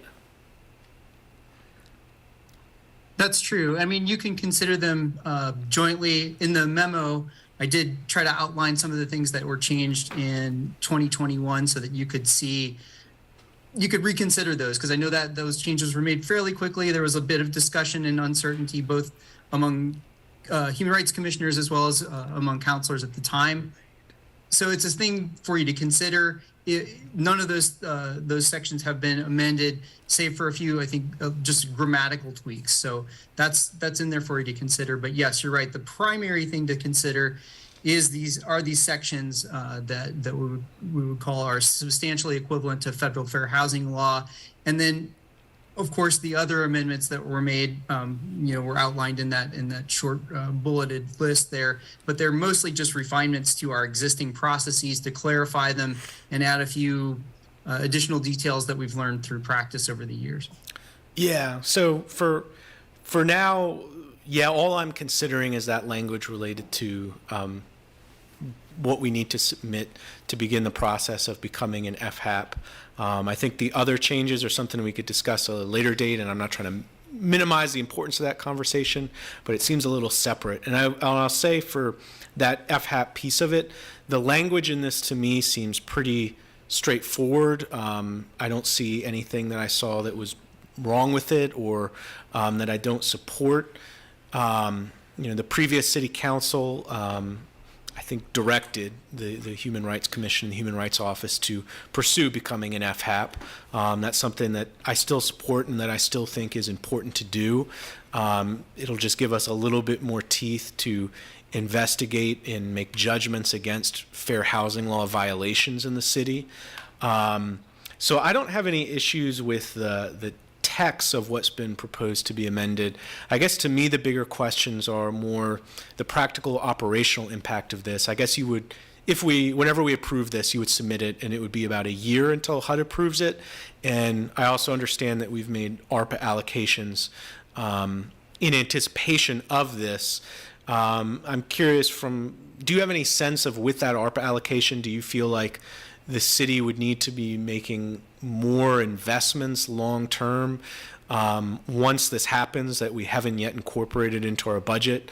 Because that to me is the biggest question, not the text of this, but the practical operational needs if we're approved to be an FHAP. Thanks. That's a great question. And yes, first of all, let's address the ARPA allocation, which is tremendously helpful. So thank you for that, because that will allow us to hire an intake counselor as well as an investigator. Right now, we're a two-person office, which I'm grateful to have a coworker. We also have two interns who have been with us since the middle of 2021, and we've delegated so many tasks to them that normally a full-time staff person would be handling. So what we're doing with hiring that intake counselor and investigator at this point is just managing the current workload. And I think that in addition to that, I think having that specifically having the investigator on board will help us sort of separate out the day-to-day tasks that we see with people coming into the office, asking questions, all of those other things, and managing the office generally. It'll separate that investigation piece out and make it much more of an efficient process by having somebody just completely focused on that and not on any of the other things that we're doing. So what I do think that is important to consider is that the allocation basically funds those positions for a year. And so we're in the middle of FY23 right now, right? So I'm working on starting that hiring process, especially for the intake counselor, very soon. Like within the next month, I want to get that stuff finalized, get the position advertised, and begin the process of hiring. And then I would hope that shortly after we could proceed with hiring the investigator. I have several cases open right now that person could actually take over. But I'm also anticipating when we enter into that FAP agreement that we will probably see an increase in cases. I don't know exactly how many that will be. Not really a way to predict exactly, but I think that, as you say, I don't know how long, if a year is actually how long it will take, but once we pass the ordinance, the review to enter interim certification might not be as slow as a year. I think that full certification may take longer because they want to test us out. As I understand it from talking with HUD representatives, they sort of test that FAP agency out, make sure that they have the capacity to launch into full certification. And so I think what I like about the process is it's sort of graduated. It's not suddenly you jump into the deep water. There's a little bit of a process there. So yes, I think you do need to think about, if we hire those two positions in with the ARPA dollars in FY23, assuming at some point in FY24 they're going to run out and there's no general fund allocation currently to keep those positions going, and then subsequently from there we will get some. I think back in 2020, I think the numbers were around $120,000 up to $120,000 in capacity building funds from HUD, but that won't cover all the expenses for staff. It may sort of supplement that while we're trying to sort that out. But HUD definitely wants to see a commitment by the city to funding the positions long term. Yeah, so I guess just practically, do you think with the ARP allocations for the investigator and intake position, do you think that just initially would be sufficient to get through just that first kind of initial test phase of becoming an FHAP? And then through that, we would find out whether we will need to make investments in additional positions beyond that. And then, of course, no matter what, we're going to need to plan for how we're going to fund those two positions once the ARPA money runs out. And that's sort of what we have to figure out. Yeah, to answer your question directly, yes, I do believe that that initial allocation is enough to get us started. And again, it's a little bit unknown, but that's why we work closely with HUD during that interim period to determine, are we able to meet the need? Is there something that we need to do to streamline our efficiency? Sort of things like that, but then also looking at what is the caseload that comes once we start receiving cases referred from the state office of fair housing as well as the federal office of fair housing. But yeah, I do believe that with the addition of those two staff, we will have significant capacity increase to handle that interim period. Yeah, well, that's all I have, and I will say again, I'm comfortable with the textual changes that have been made. They make sense to me as just being necessary to go forward with this process. I'm not saying it needs to happen, right now tonight, but I don't really see a whole lot of reason to delay it too much further if we're just focusing on what will allow you to go through with that FHAP application process, because I do think that's something that is worth doing and we should stay committed to and not delay if our concerns are the operational side of it. But thank you. Yeah, I appreciate all that. It helps me think through this. So in terms of these positions, has an application already been made relative to the next year's budget, FY 24, I guess? Or yeah, is that in process? In other words, you've got ARP funds, it sounds like, but okay, all right. I thought I had heard that. And then the second thing is, after our discussion the other day and then looking through the ordinance, it makes sense to me what you're wanting to do, and I applaud y'all for taking the initiative to become an FHAP, and there's another designation you're also pursuing as well, I think. The one question I had that came up in some of the conversations, and maybe you guys can help me here. So changes were made to this ordinance a year ago, is that right? February 2021. Yeah. What was the substance about that? What was that aimed at doing, and would we do something different there, or? I think that's a separate conversation, important to have, but someone else can answer that more thoroughly than I can in terms of what changes were made.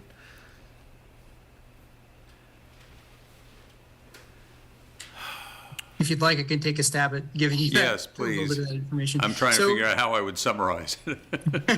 Yeah, there were some significant changes. Keep in mind that the General Assembly had passed the Values Act. I believe that was oh boy, was that July of 2020? I hope I'm not getting the year wrong. I believe so. Yeah, that would be correct given the passage of the ordinance in February 2021. And the Values Act made some significant increases in protection for under human rights and fair housing law in the state. And so we wanted to make sure we incorporated those changes into the ordinance. And then we made a few other small refinements to process. We're constantly learning a little bit more about, you know, how to codify the processes, especially the investigative and conciliatory processes that we have. So that was the main gist of the changes that were proposed by the commission. And then there were some additional changes that were also passed, more structural changes, I would say, for how the commission operates. And those are the ones that I said I just put in the memo as remember that these were also proposed in addition to the things that the commission suggested.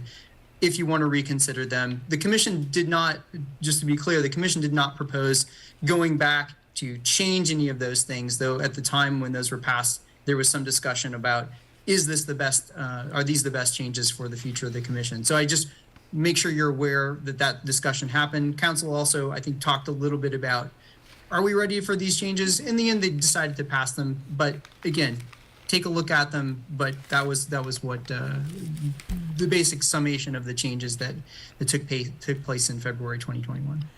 Thank you for that.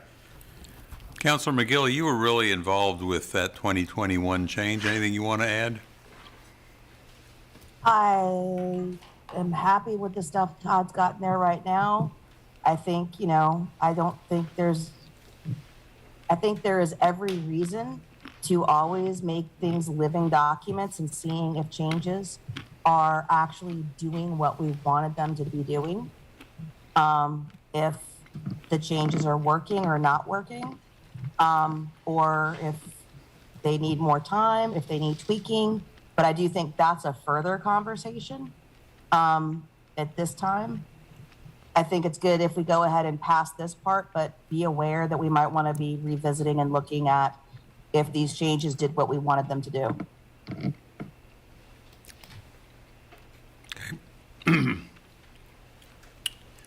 The only comments I had concerning this, I think everyone else has touched on some of my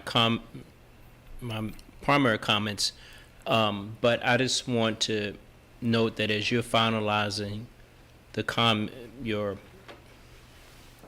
report, Todd, that I know that it has to be some legalese type of language in there, but it has to be accessible to I think that, try to aim for the 4th, 5th grade kind of comprehension level type of thing. If someone comes in or goes online, that they don't have to read, 30, 40 pages to understand this is what I need to do. Hope that makes sense, because we want this ultimately to be something that's accessible and available to the members of the community, and not just, that they feel like they have to get, some type of representation. So. Vice Mayor Wade, I really appreciate that. That has been one of the things that the Human Rights Commission has also wanted to address. They actually passed a resolution that all of their resolutions going forward be written what they call in plain language, just very, very straightforward, easy to understand, clear language. And I agree, the human rights ordinance is not something you sit down and read for entertainment. It is dense. It has lots of references to code, and it has a lot of legal language, which in fact is required. And that's why it has to go through the city attorney's office before it even makes it, to your agenda packet. But I also agree that I think one of the intents with getting this ordinance finished in its legalese form is to then create a version that is plain language, like maybe a second document, a supplementary document that explains what does this mean? What does this mean in practical terms? What does this mean for my life as a community member in Charlottesville? So I really appreciate that, and I think that's a project we want to undertake once we get this solidified. I could just add, I think, to sort of follow on Vice Mayor Wade's point, the the part that most needs to be written at a 4th or 5th grade level is the part that says what you can't do. The procedures don't really have to be written at a 4th or 5th grade level, because you only get to that if you've already screwed up.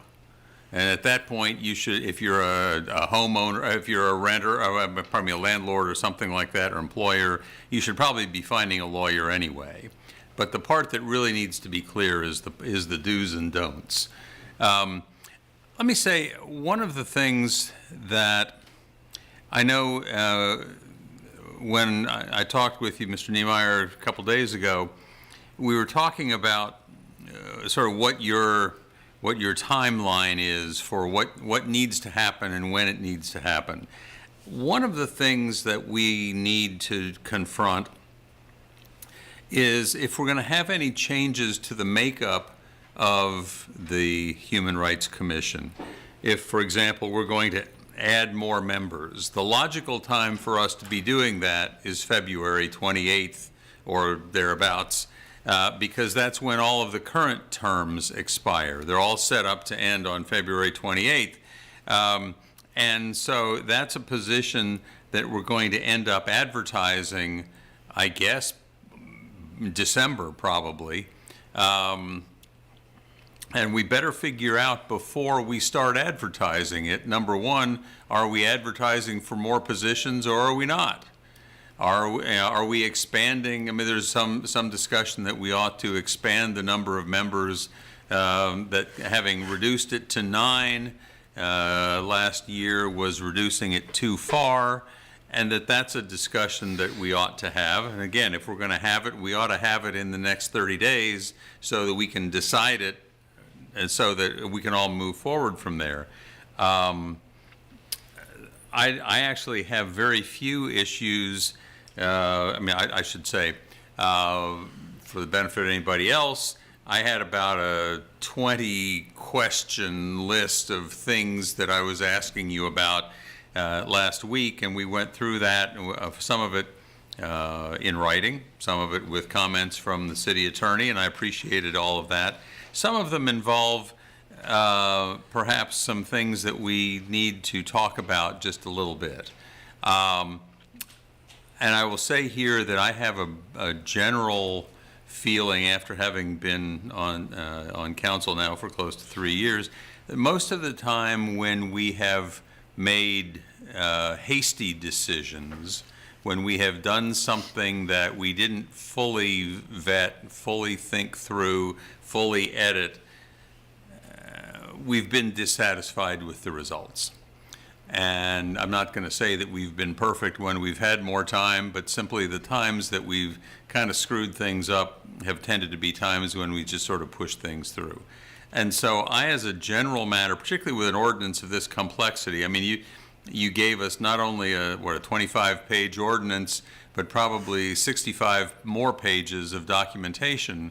And although I read it all last week and we talked about it last week, I still am not prepared to say that I've completely mastered it, and I would like to think that I might have something more to say or more to think about if I had a little more time on it. So that's the reason that I suggested to you and to other counselors that we, given that my list of questions came to you, I guess it probably came to you last Wednesday, or Thursday, actually, because I didn't actually get to see the packet until Wednesday when it was put out. For an ordinance of this complexity, for us to have had a chance to read it and get hit with it really for the first time, just basically 2 business days before we would be voting, doesn't make a lot of sense to me. That's why I suggested that we put this off, that we not plan on voting for it or against it, but mainly for it tonight, and that we make sure that we've really got all these questions answered. And not because I don't like the direction it's headed, I do, but I want to make sure that we're clear on what we're doing. And in particular, clear about, for example, the number of people we ought to have on the HRC. If we're going to change it, I think we ought to change it now, not pass one batch of changes and then come back next month and pass another batch of changes. So I'm curious, anybody else have any concerns about the size of the commission? 9 versus, I mean, it had been 15, and I think there was a general consensus that 15 is just too many people to have on a group like that. And there had been a recommendation that we reduce it to 9. And so we did. And then we got some flack from people who said, well, you shouldn't have reduced it that much.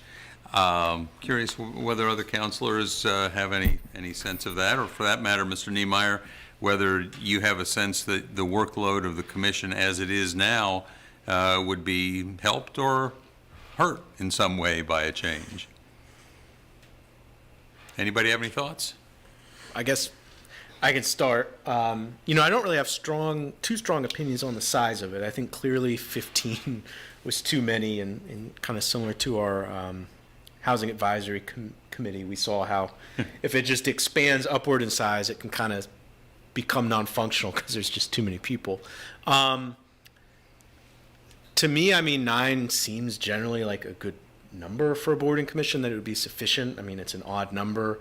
I think it generally just kind of works well of focusing the work. But I'll admit to, I've attended a few Human Rights Commission meetings, but I have not attended all of them or followed it as closely as some other boards and commissions in terms of how closely I've attended every meeting and whatnot. So I'm open to hearing from Todd or members of the Human Rights Commission, for that matter, if they feel like it's creating a problem in terms of being able to get together a quorum, or the workload, especially given that the ordinance changes we made also requested that the HRC do additional work every year.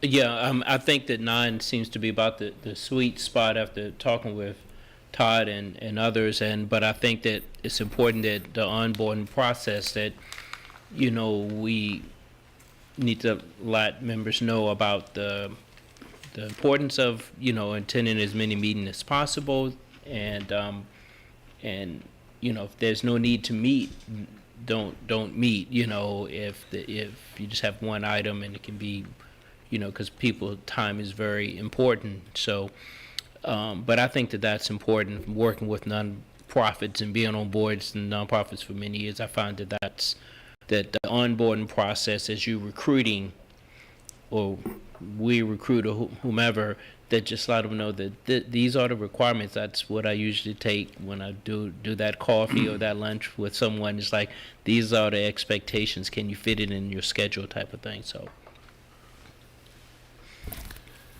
So it sounds like in February of 2021, there were some ancillary issues that were part of the conversation. And it sounds like the number of the number of attendees was important, and also just the general matter of boards and commissions in general having, I guess, City Council providing more clear guidelines for how we want our boards and commissions to operate.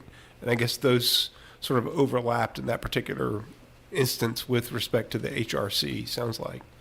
I'm fine with waiting 2 weeks or whatever we think is helpful. I've looked through the changes, and we had a good meeting with Todd the other day, last Thursday, and I'm comfortable with what is in the ordinance relative to, I guess, FEHAP and FEPA. Is that right? The two separate designations. You're thinking of socket now. Yeah.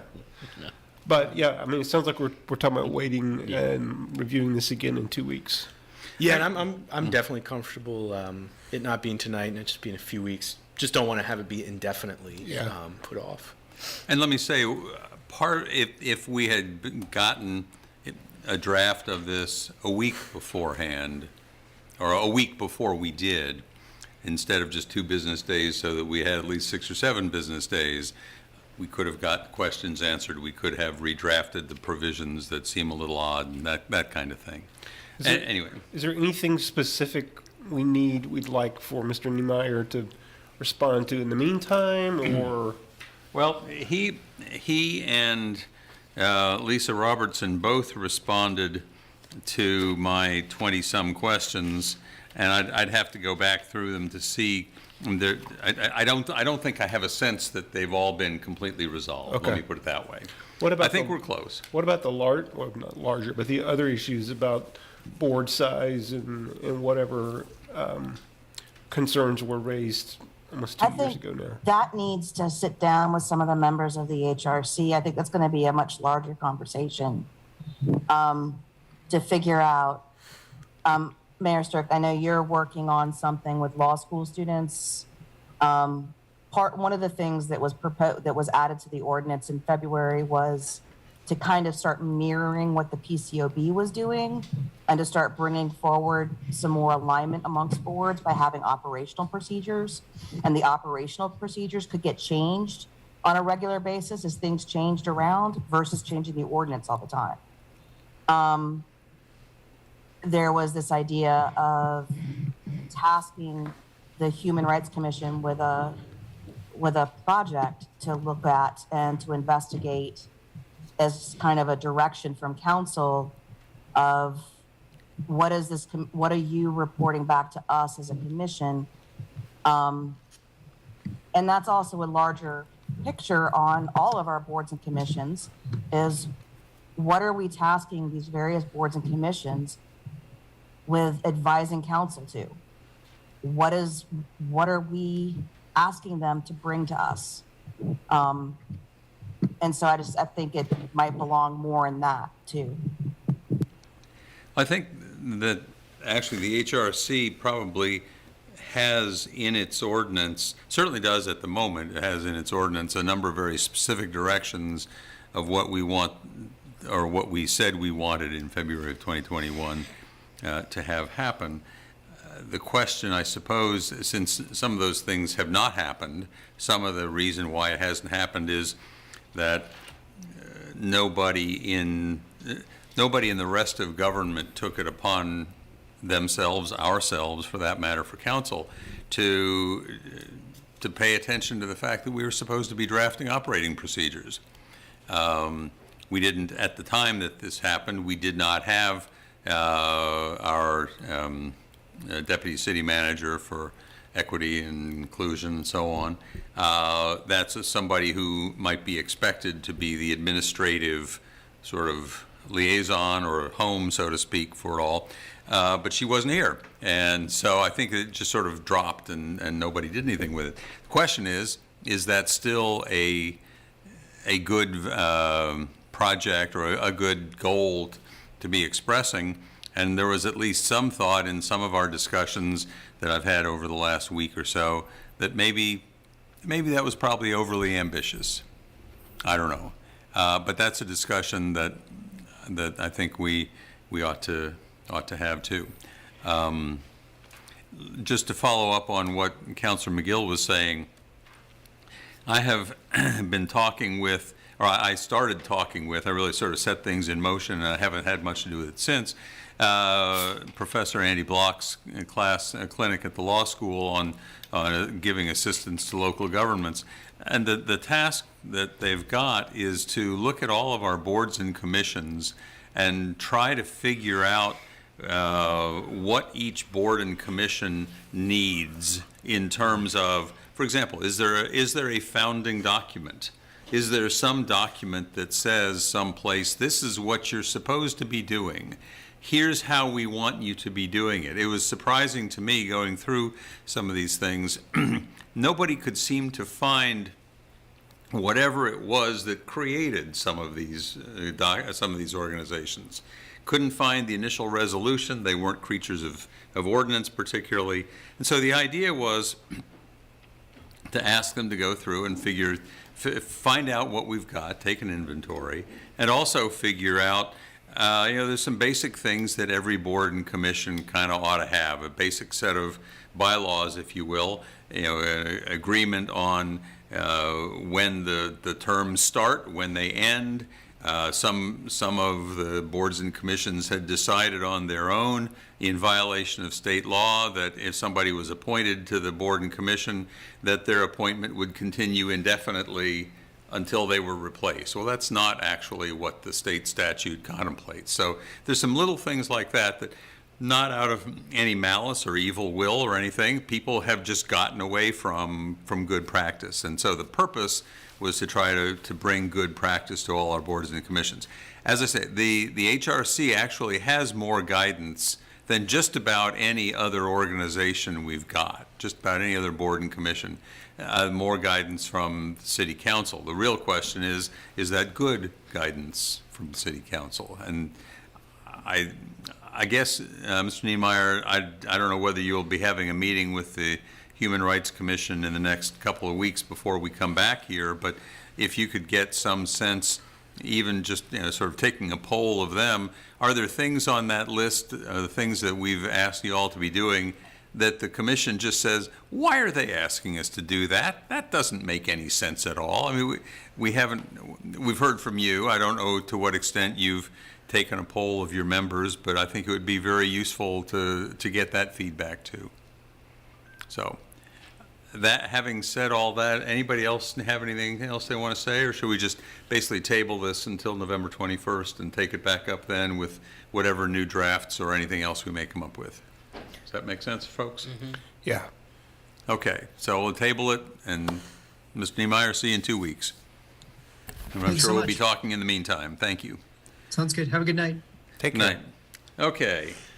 20 of 9. Anybody need a stretch or anything? I'm good. Okay, keep forging ahead. Alex Akafuna for amending the Community Development Block Grant, Substantial Action Plan. Mr. Akafuna, are you with us? Yes, sir. Okay. Fire away. Good evening, councilors, mayor, city manager, and the community. What you have before you tonight, it's a substantial amendment of 2022 to 2023 action plan. It's about $178,394.34. HUD has approved for the city to make such an amendment. Following council approval, staff will send the approval to HUD for final approval.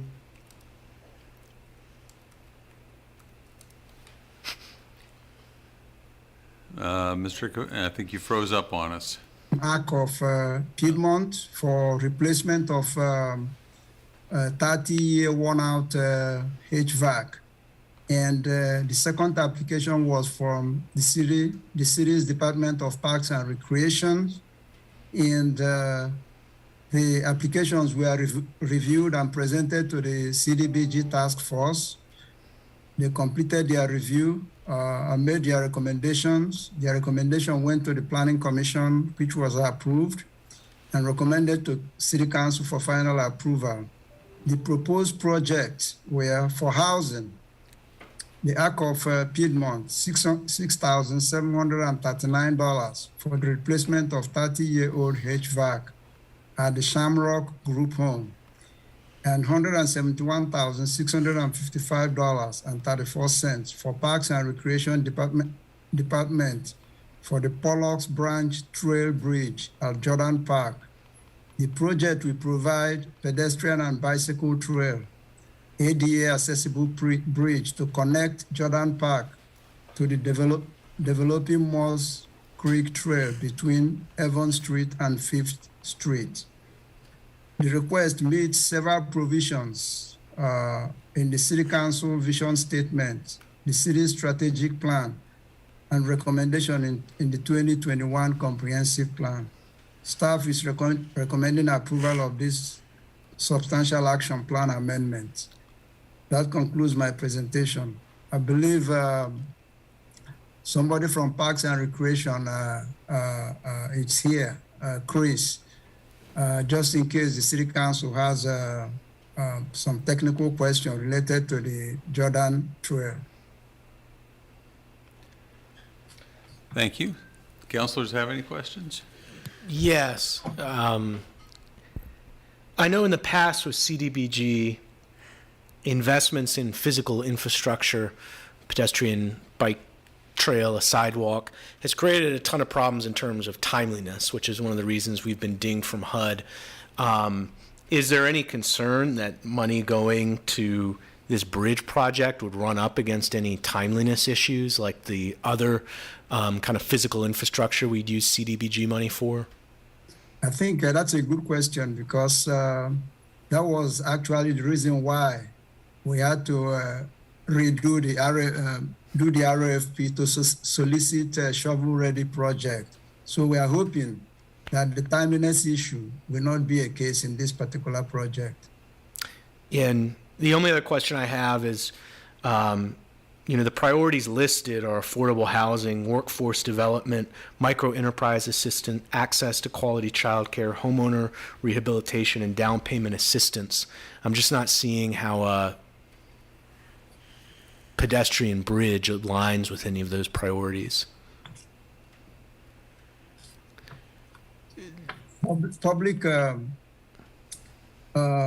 Public services and infrastructure improvement is still an eligible use of CDBG funds.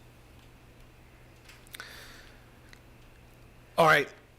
Well, thank you. I don't have any other questions. I would just say I don't have any issues with the amendment for the Arc of the Piedmont, but I'm just, one, I have concerns about that there could be additional timeliness issues with that bridge, and two, I just don't see how it really aligns with kind of what our top priorities are for CDBG money, which to me is affordable housing and direct investment and kind of economic opportunities in these neighborhoods. I think those kind of projects we should really be sticking to our CIP budget and money for bike ped infrastructure rather than using CDBG for it. So for that reason, I do not plan to vote in support of this tonight. Other questions? Yeah, I'm wondering, Mr. Kafuni, could you say a little more about I see in the packet there's information that from the meeting that occurred with the actual task force. Can you say a little more? I mean, to Councilor Payne's point, why that task force felt like this was an appropriate expenditure of funds or the appropriate priority? Initially, the fund was actually directed at a project in Reed Street. And that project was infrastructure. It was sidewalk, as a matter of fact. And because of timeliness issue and the certainty surrounding the right-of-way acquisition and what have you, staff recommended an amendment. And in the course of the amendment, I think council had issues because the amendment was actually going to a city department for a project. And the council directed staff to do RFP and solicit funding from the public. We followed the direction of the city council, completed the RFP. We received 2 applications, and the applications were reviewed by the task force, and task force approved the 2 projects and recommended that to the city planning commission. Subsequently, the planning commission followed the review process and reaffirm a recommendation from the task force. And the staff is essentially asking the city council for the final approval. Was there any proposal that was sort of a competing proposal to the bridge idea? No. The only proposal, it's like I said, we received 2 proposals. One was the housing proposal for replacement of HVAC, and then the pedestrian trail bridge proposal. So basically the money that's being allocated is for the only 2 proposals that were submitted? Exactly. Okay. To the point that Mr. Payne was raising, if we, for some reason, did not approve the 172,000 or thereabouts for the bridge proposal, what would be done with that money? What would be done with that money? We go back again and do a request for proposal. And the challenge of timeliness spending becomes a very serious issue, because that was the reason why we had to do this. And a shovel-ready project was that trail bridge project. So, looking through the comments, it appears that one of the reasons for doing this particular project with this particular money at this particular time is that it, unlike most other projects, it would not require a lot of administrative approvals. That's correct. And so you don't have to wait through different processes. You can go ahead and basically just, get it done through Parks and Rec on property the city already owns. That's correct. In fact, the public notice soliciting a request for proposal clearly noted that in that public notice that we are soliciting for shovel-ready projects. Okay. And shovel-ready in this sense means permitted. Exactly. Ready to go. Okay. All right. Any other questions, council? That's one of the reasons I'm going to support it is because of the timing of it. And I think it's Erin is usually the young lady that presents these type of things with us now. Yeah, and she's moved on. Yeah. And I know it's always like, we had this discussion before that where, we don't want to always be getting these things like, well, it's the deadline is here and this is what we can do. We want to be more forward thinking, and I know we're getting to that point. So, but for right now, we'll have to. So what happens if we don't approve this? He said that it has to go back to bid again or something. Well, to put out for more requests for proposals. Yeah, not What bid. happens relative to HUD, though? Yeah, we have to consult with HUD, and we have to go back to the street to solicit for additional funding. To solicit for additional or new proposals. And in that case, the issue of timeliness spending is going to be a real issue for us. Yeah. Mm-hmm. Well, the first thing I would note is this is just for one of two readings, so we don't have to vote on it tonight.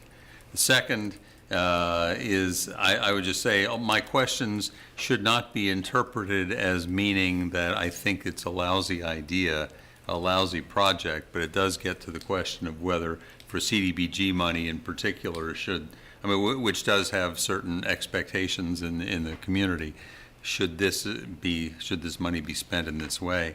I think it's a good project. Whether it ought to be CDBG money may be open to some question, but it seems to be the one thing that will allow us to get a good project done in a reasonable time frame. And if we insist on rebidding the project or reoffering the project, or reoffering the funds, I should say, we may not get something. So anyway, I'm wondering if Deputy City Manager Sanders is available. If you have anything to offer or add to.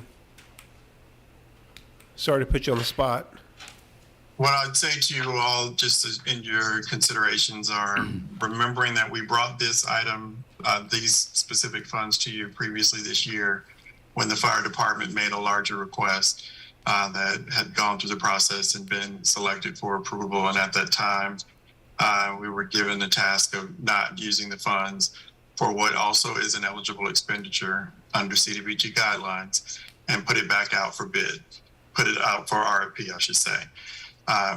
The two responses that we received are the two responses that you have before you in this item.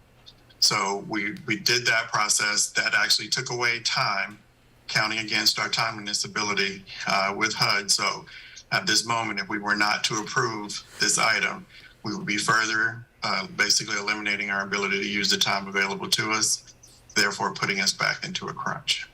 Okay. So this is already our second bite at the apple.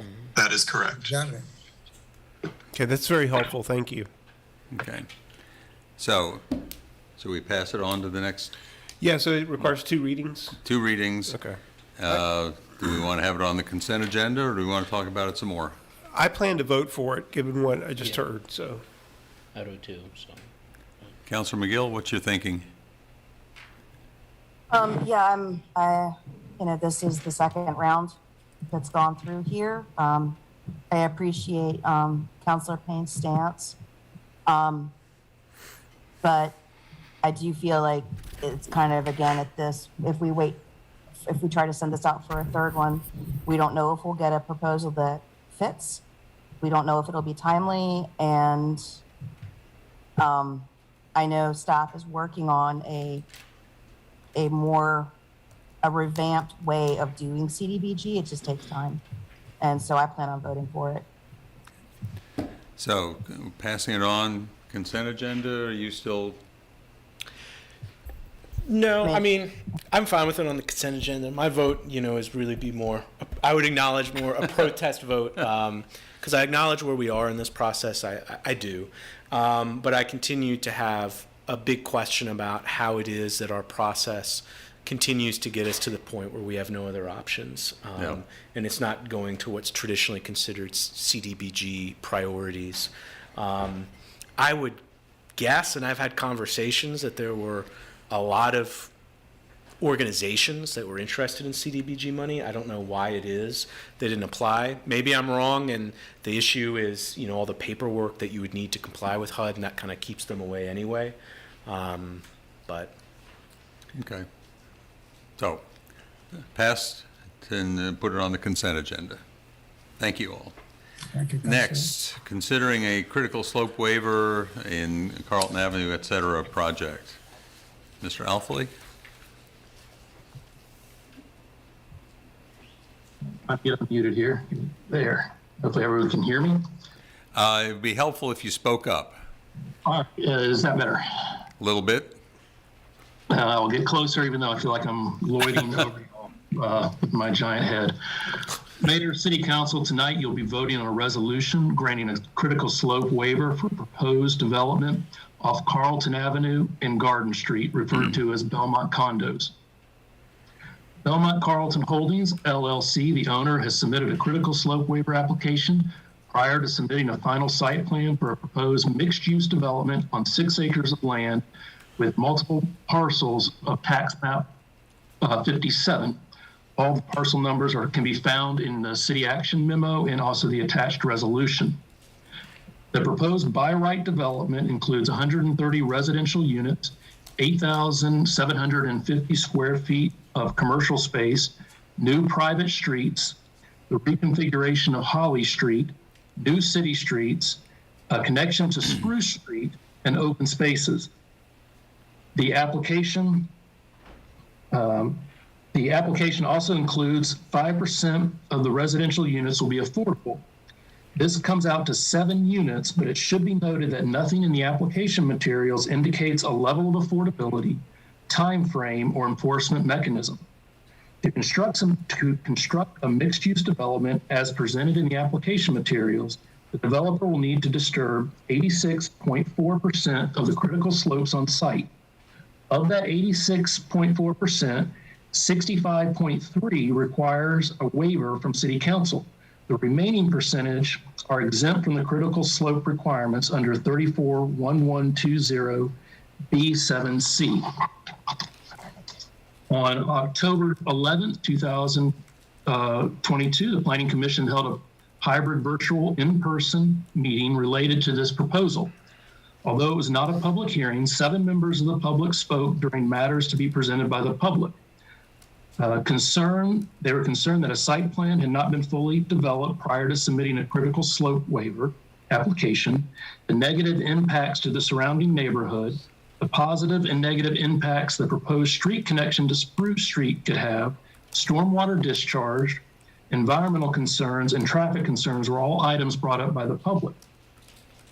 The Planning Commission heard a presentation from the applicant and a detailed overview of stormwater and ENS regulations from the city engineer. The Planning Commission stated they liked the revised plan as it related to street connectivity, stormwater treatment, which would be on site, and the civic open space for the development and surrounding community. Planning Commission did state they wish the affordable aspect of the proposal could be better defined and memorialized with the critical slope waiver. At the conclusion of their deliberations, the Planning Commission voted 6-0 to recommend approval to City Council. This concludes staff's presentation. I'm available to answer questions. In addition, the city's engineer, Jack Dawson, is also in attendance tonight. He is not a panelist and would need to be promoted if City Council wishes to ask him any questions. The applicant and their representative and their engineer are also in attendance tonight. They do not have a presentation, but they are happy to answer any questions. Questions? I guess this would be a question to Mr. Dawson, but one of the things that was brought up in public comment is Public Works Engineering Department finding that they could not recommend approval under finding number 1 and 2, and indeed that's in the document. I know you kind of outlined it in the Planning Commission packet, but just for the benefit of the public and us on council, could you walk through some of the reasons that you found you could not justify approval? Sure. Good evening. I'm Jack Dawson, the city engineer. I did not recommend approval because this is as some of the comments referenced, with this coming before site plan approval, as these typically do, a lot of times they accompany some other discretionary zoning, whether it's a plan unit development or what have you. And so when I review the applications, I just review them for the provisions of the code, which references specifically environmental conditions pretty much. They're listed in city code as erosion affecting the structural integrity of those features, stormwater and erosion related impacts, the groundwater. Those are all specifically listed in codes as things that we're supposed to consider when making the recommendations or giving conditions. And so to me, there's also the 2 findings that it's supposed to address. So to me, either finding 2, which is addresses sort of unfair restriction on use of the property, or condition 1, which specifically is supposed to address how this project is being treated to address those provisions, doesn't influence me as an engineer who mostly weighs the environmental impacts here, to say that I would recommend to the NDS director, to Planning Commission, approve. But that's where that comes from. So my report is very technical, addressing the very technical requirements that the applicant put forward, because that's what our application for the critical waiver addresses. My primary concern was with groundwater recharge, which honestly for a city that's in a site that has steep slopes like this probably isn't the most relevant issue with stormwater. And then the other important thing to note here is that the conditions, as I believe was passed to you all and City Council from Planning Commission, did include 125% on-site water quality treatment, which is a good thing, both above and beyond the state requirements and our ability and the typical nature of folks of providing stormwater on-site. So I don't dislike the project in whole. I just didn't feel that the way that this process works, I personally could advise as city engineering based on the application materials that I would recommend for the project. Understood. Thank you. I don't have any other questions. I guess just some thoughts I have is, my understanding is this is being proposed as a by right project. It disturbs critical slopes. This is the only point in the process that the Planning Commission or we would weigh in. I'll say the one concern I have is a broader concern that we're running into, but it's this project is the affordable housing component of it. And my read is the critical slope waiver is we're determining whether the public benefit for disturbing the slopes is worth the disturbance. The Office of Community Solutions has contributed to this report. To my mind, affordable housing is one component of us deciding what it would be. And what makes me, the concern I have is that we have the inclusionary zoning ordinance underway.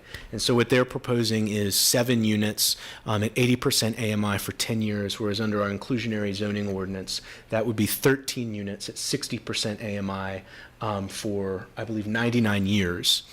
And that's the concern I have, and I don't know what we make of it or do with it, but it's the broader concern that I think we're going to see a lot of applications come before us, either because they were already in the pipeline, or in some cases because developers see that we have zoning changes underway and they kind of want to get it in under the deadline before inclusionary zoning or a zoning change more broadly takes effect.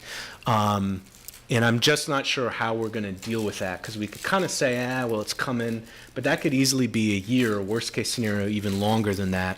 And we're going to miss out on a lot of affordable housing and some pretty big developments.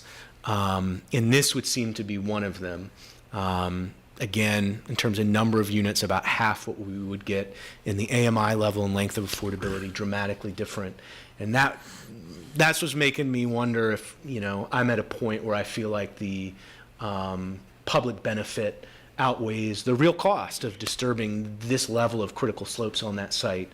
But I certainly think there is absolutely something that could be built there that would, kind of pass that test.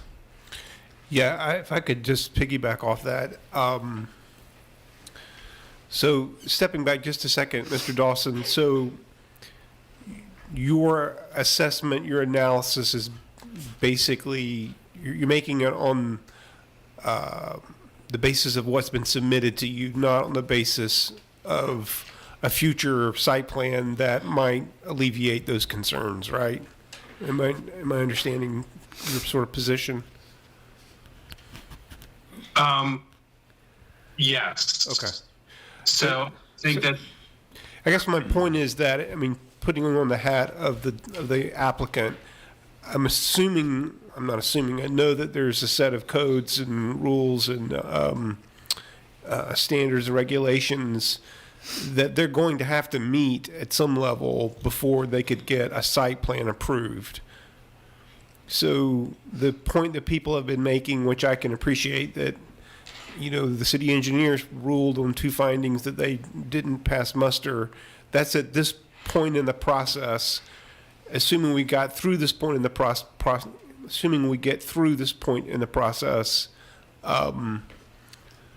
the applicant is going to have to put something before you that's acceptable by code, and then when it's being built, they're going to have to follow the stormwater regulations. Am I tracking correctly? yes, that's correct. Okay. And So my question, and this is just stepping back a second to make sure I understand. So this is a by right development, correct? that's my understanding, yes. Okay. So, and what I did check in with the chair of the planning commission this morning, and what he indicated was that if we don't approve the critical slope waiver, then the applicant could, if they chose to build this as 2 separate projects, by right projects. Well, the use is by right. The property could be developed by right without impacting critical slopes. Okay, so in other words, our granting a critical slope waiver presumably will produce for the applicant a more efficient, effective overall project. Is that reasonable to say? I would say so. I would say that the way they want to develop it as proposed needs the critical slope. It's not to say that if the city council denies the critical slope, there is still, the property still could be developed in a different configuration without impacting critical slope.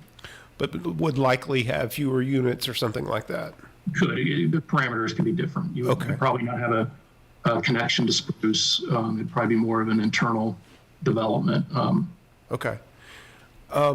Yeah, and so I would be interested with the applicant, if you're willing to have a conversation about your thoughts on that regard, and also with respect to what Councilor Payne mentioned, this is something we could choose to do or choose not to do. What might potential benefits be to the city if we were to grant this waiver versus not? I mean, are there ways we can? Because you heard the feedback from the community earlier. It doesn't sound like people are really upset about the project per se. They are concerned about some of the structural features of it, but I do think the community has some interest in wanting to know, what are they getting out of this condition?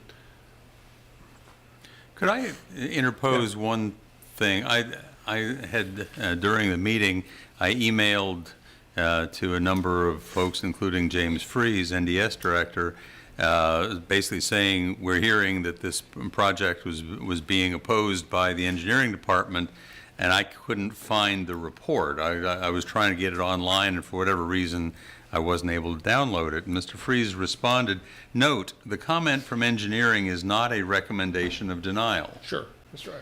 The language that has been quoted is effectively a boilerplate comment made on each critical slope review based in part on the fact that a project at this stage of discretionary review will not generally have all of the info necessary for a full engineering review.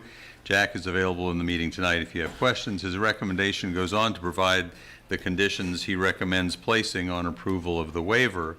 He goes on to say, by the way, that staff is recommending significant changes to the critical slope section of the zoning ordinance with the goal of preserving the outcome but removing this process where I gather the problem is it's sort of like we're being asked to approve the site plan on the condition that they submit a site plan. Which is what he was saying earlier. But I think we need to take with a grain of salt the statement from some of the folks in the public that this is a full-fledged recommendation of denial. Right. But anyway, you had questions for the applicant in particular? Yeah, I didn't know if we had other things we wanted to say amongst ourselves before the applicant stepped up, or. I think you posed a great question. Okay. I don't know if Sina had anything, questions? No, I still don't know quite why we make votes on critical slopes. This is a very technical area that should be being handled by experts on this, not by me who knows nothing about engineering. So, Judge, no.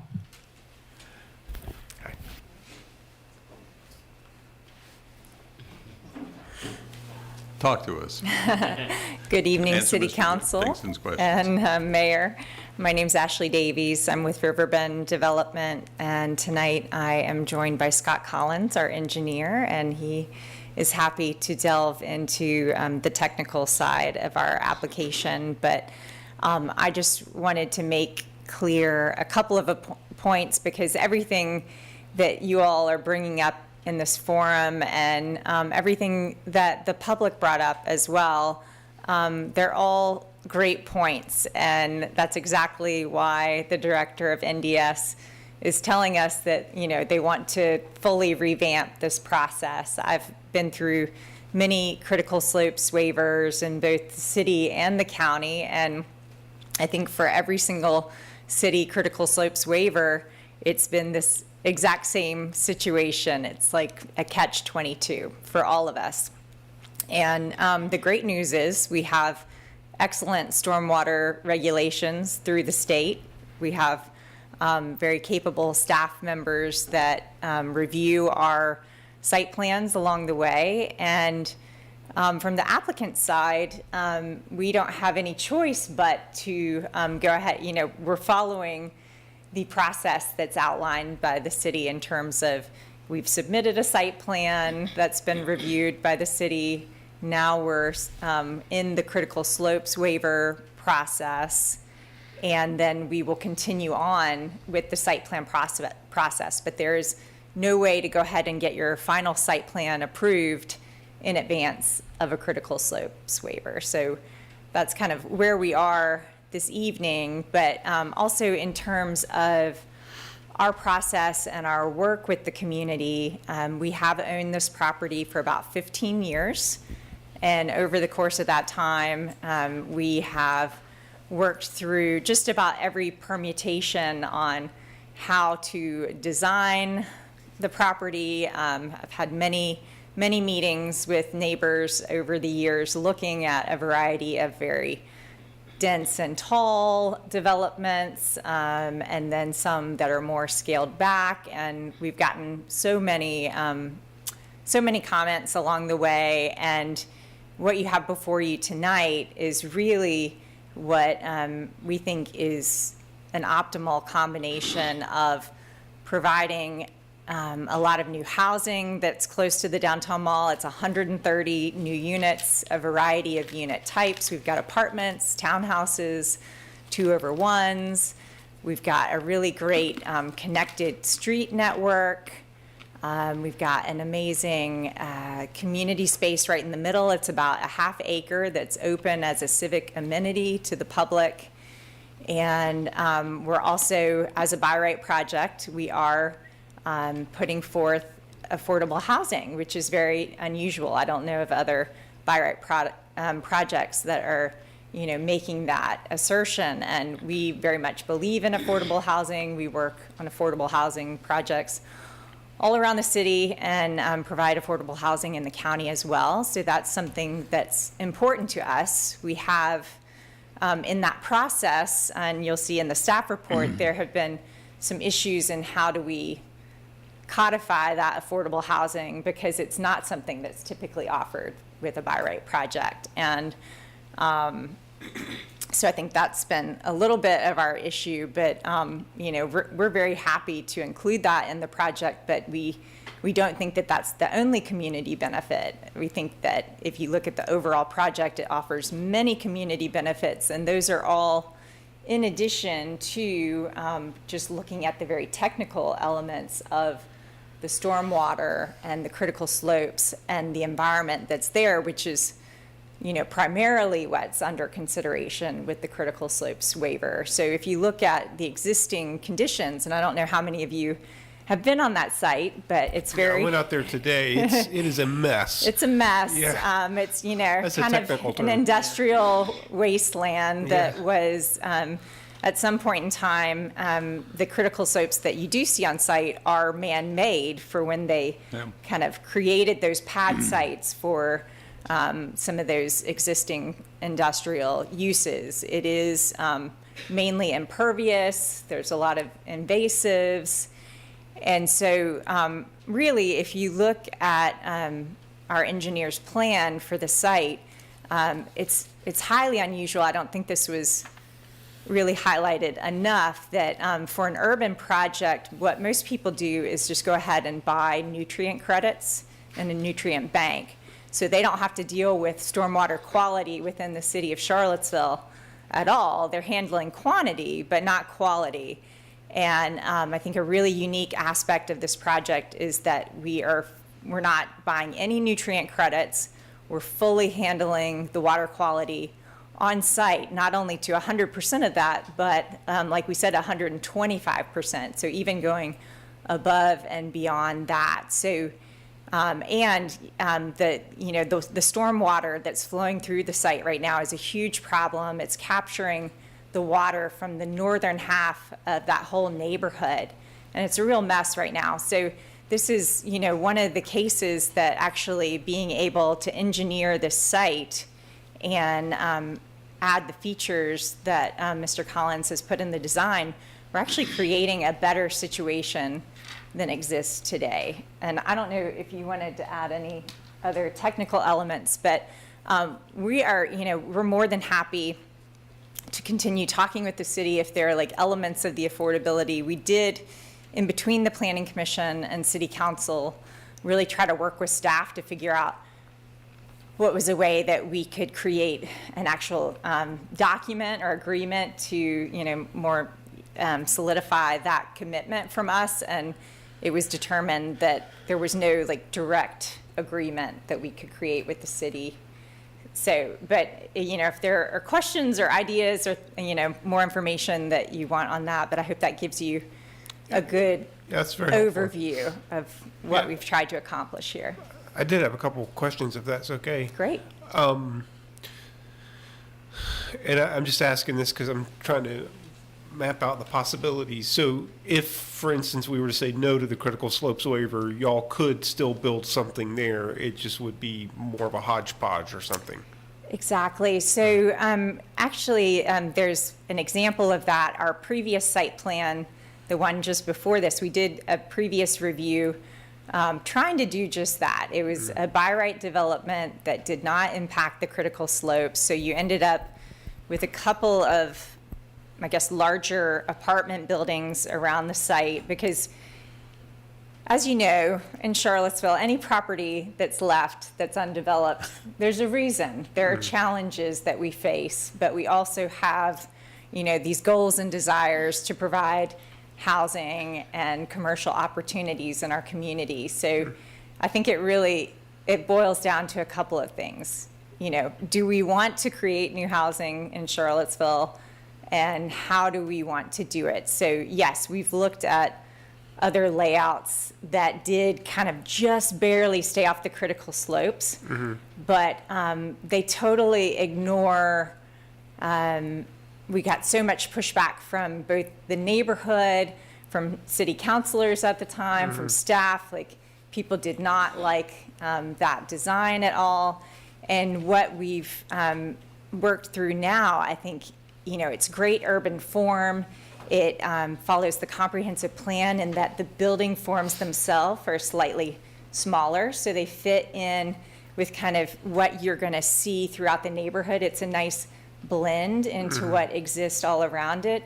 You've got a really nice street network that connects in, and you've got great urban civic space there, as well as commercial frontage along Carlton Avenue. So it's not really just staying off those man-made slopes that are full of invasives. It's like, what is the best form to put there? So how can we kind of get all of this feedback and work it into the best project possible?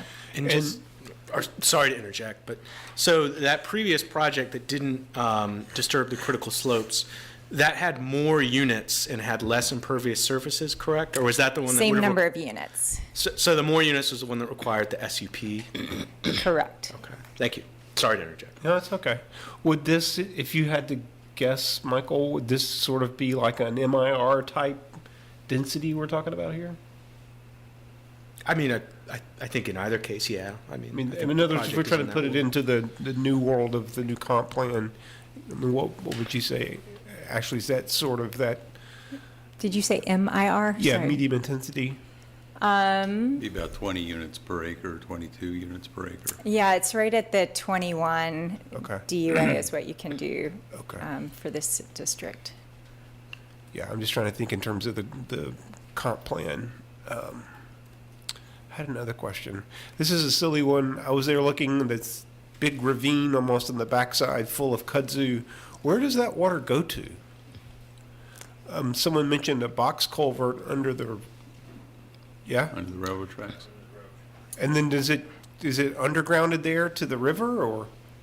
Because I've been looking on the map trying to figure out where this. It all goes downhill. Yeah, I figured that part. Thanks. My name is Scott Collins.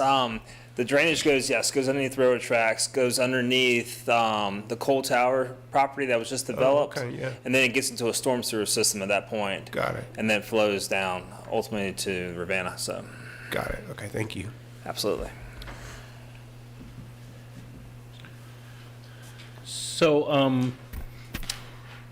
a lot of my questions have been answered. I guess what it sounds like for this property, Ashley, that before you all really listened to the residents' concern and didn't do the project as proposed in the past, what efforts did y'all make this time to try to address the community comments that we have been hearing?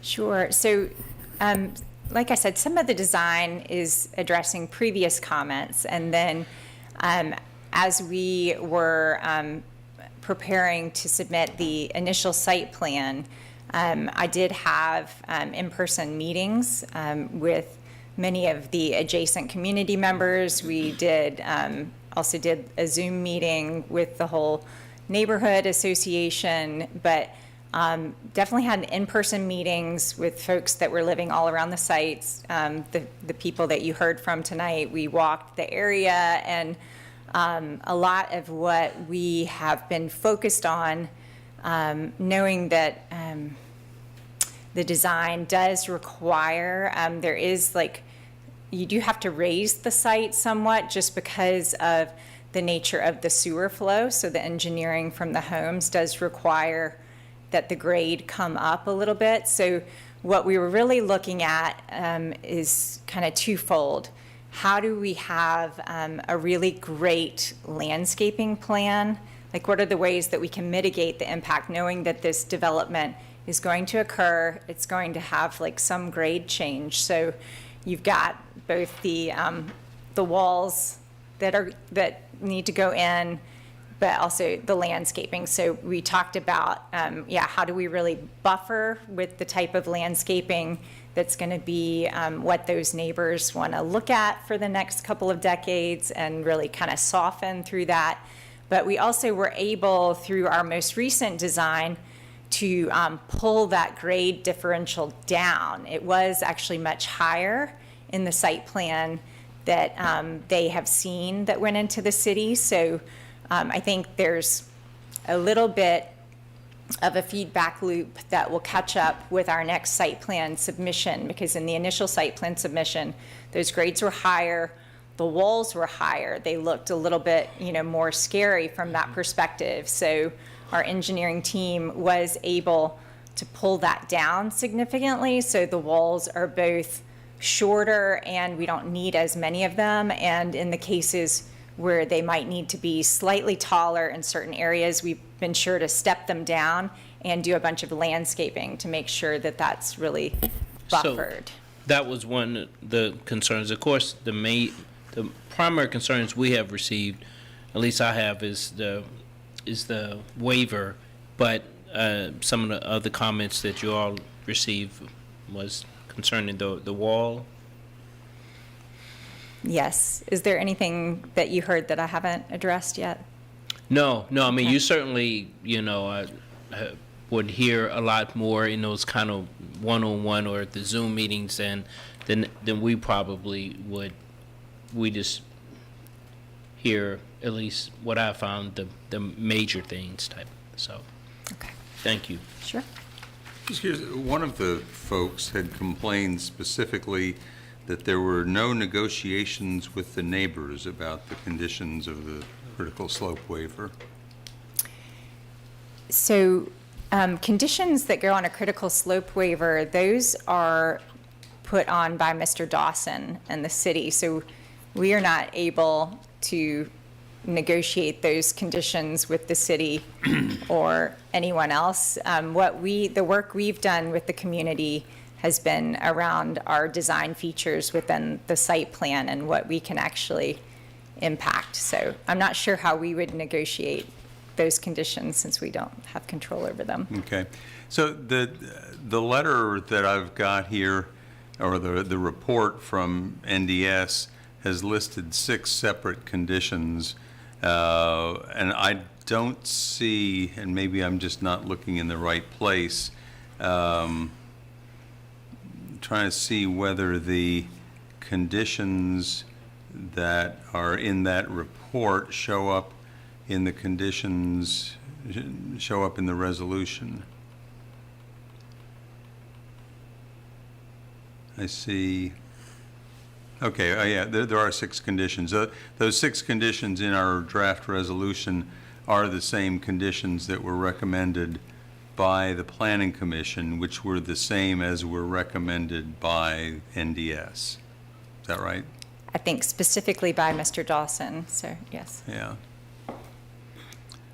So I guess the question kind of comes back to putting Mr. Dawson on the spot and trying to get some reconciliation between what Mr. Freeze has suggested was boilerplate language saying we recommend, I gather, I haven't seen the actual original document, but it seems like it was, we recommend denial unless the following conditions are met?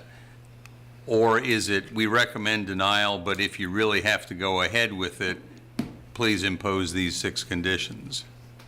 Mr. Dawson, is it fair to ask you which of those two is more nearly your opinion? Yeah, sure.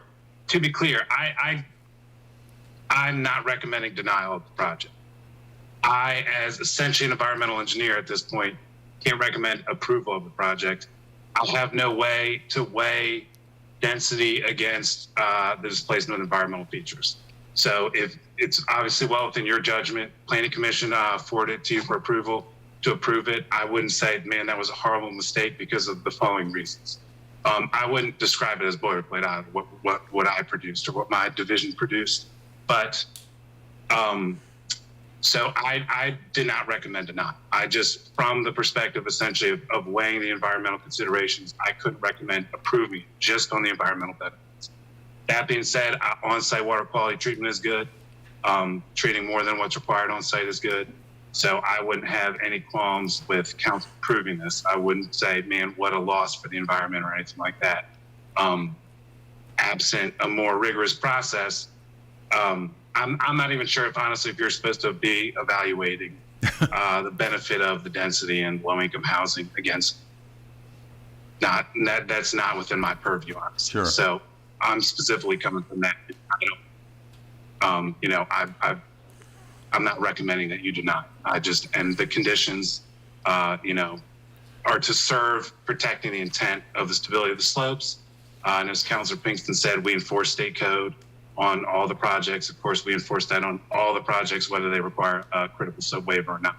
So we do try and look at these to the code in that regard. But I don't want to, I'm not recommending denial. And I apologize if that was what I was doing. I'm just not recommending approval. But So if we were to approve subject to these 6 conditions, do you feel reasonably confident that when things come back through the planning department, through NDS, for site plan review, that the combination of that additional site, or the expected site plan review with those 6 conditions, you're going to be able to make sure that the basic environmental concerns behind the critical slope waiver ordinance are able to be met? I know that's an odd formulation of my sentence, and I apologize. Yeah, I certainly agree with the spirit of that. Yes. That's very generous. The bottom line is Thank he's you. going to see a site plan and he can't approve it unless it's up to. Well, obviously, if you've got a site plan and you have some control as an engineer about what things you are willing to say, yes, this complies with the site plan, and yes, this complies with the conditions that council has put, if these conditions are adequate conditions, and then you ought to be able to use the site plan to enforce those conditions and to make sure that the end result is compatible with a good environmental result. Is that fair to say, Mr. Dawson? That is fair, yes. Okay. I've said it a little more articulately the second time. Okay. I'm happy to move the ordinance. All right. Is there a second? Second. And just Let's have some discussion. Yeah, on the discussion point, again, I think there are clear benefits to this project. I think if we could find a way to have something built there, actually, I attended the site plan conference and I was upset we didn't go with the SUP proposal that had more units, and I'm still there. But again, my concern is to get back to the discussion we had at that joint session with the Planning Commission. There are benefits to this, but there are 0 things in this proposal that, just to make it concrete, will benefit a single parent who works full-time making $15 an hour. The whole reason we're doing inclusionary zoning is because it would have something that benefits those families. We're missing out on 13 of those units. If this project met our draft inclusionary zoning proposal, I think the benefits would outweigh the environmental costs and impacts. Right now, I don't think it does, so I don't plan to vote for it. And more broadly, not about this specific project, but I really think we've got to figure out what's going to happen over the next year plus with inclusionary zoning, because there's really not that many proposals that are going to have over 100 units. And we're also creating an incentive for every single developer to get in large projects before we adopt inclusionary zoning. And we are literally going to miss out on dozens and dozens of actual units that would actually benefit that single parent working full-time at $15 an hour. And it's not a question I expect to be answered now or tonight, but I wonder if we should look at adopting some kind of inclusionary zoning before even we make zoning changes to prevent this kind of disincentive to not match the program. Otherwise, again, I mean, we're just because of timing issues, we're going to miss out on dozens of units. And Rush to get in ahead of the deadline. And again, I understand all the discussion, but tonight, if we approve this, we will miss out on 13 of those units. Yeah, I think, yeah, the hypothetical you're comparing to, maybe. I mean, yeah, if we could have done the SUP, for sure, that would have been a better project. But at this point, I feel like this project, it sounds like it's been going on for a very long time, so. And I would say, I suspect that this project, when completed, will have some effects that may be surprising to other people. One of those effects, I'll just say, we have a couple of houses in my neighborhood in Greenbrier that were sold to people who would much rather have had a place that was walkable to downtown. And that's the part of the housing market right now that is really, there's a need to be filled there, and you all are trying to fill it, and I applaud that. I'm sure you will make a boatload of money doing it, and that's fine. I don't have a problem with that, and I love tax revenue. So, but one of the consequences has been that because people haven't been able to find the unit that they want, they end up buying a unit that they don't really want. We have two houses in our neighborhood. We're a block from Greenbrier School, and they're bought by two families who have no children. Yeah. And because they couldn't find what they wanted. Right. And I just think the more variety we have, the more units we've got, the better housing stock we've got. I think we would be surprised to find what the ripple effect of that kind of increased inventory might be. And I know I'm going to be outvoted, so I won't belabor it, but I'll just say, even in the research on this, we just have to be really honest and clear with ourselves that supply side only for working class people, and I use that example intentionally, will not benefit from these supply side solutions except for like 30, 40 years from now when the new inventory starts to age. There's still benefits to doing the supply side. I do support it, but even that knock-on effect, it's going to be decades before it benefits kind of really working class or working poor families, and that's my concern, is that piece of it. But I understand what you're all saying. And I agree entirely. Yeah, I don't disagree. When you say supply side alone, that's the key word. But without supply side, we got nothing. So anyway. Yeah, and I appreciate your points. They're very good.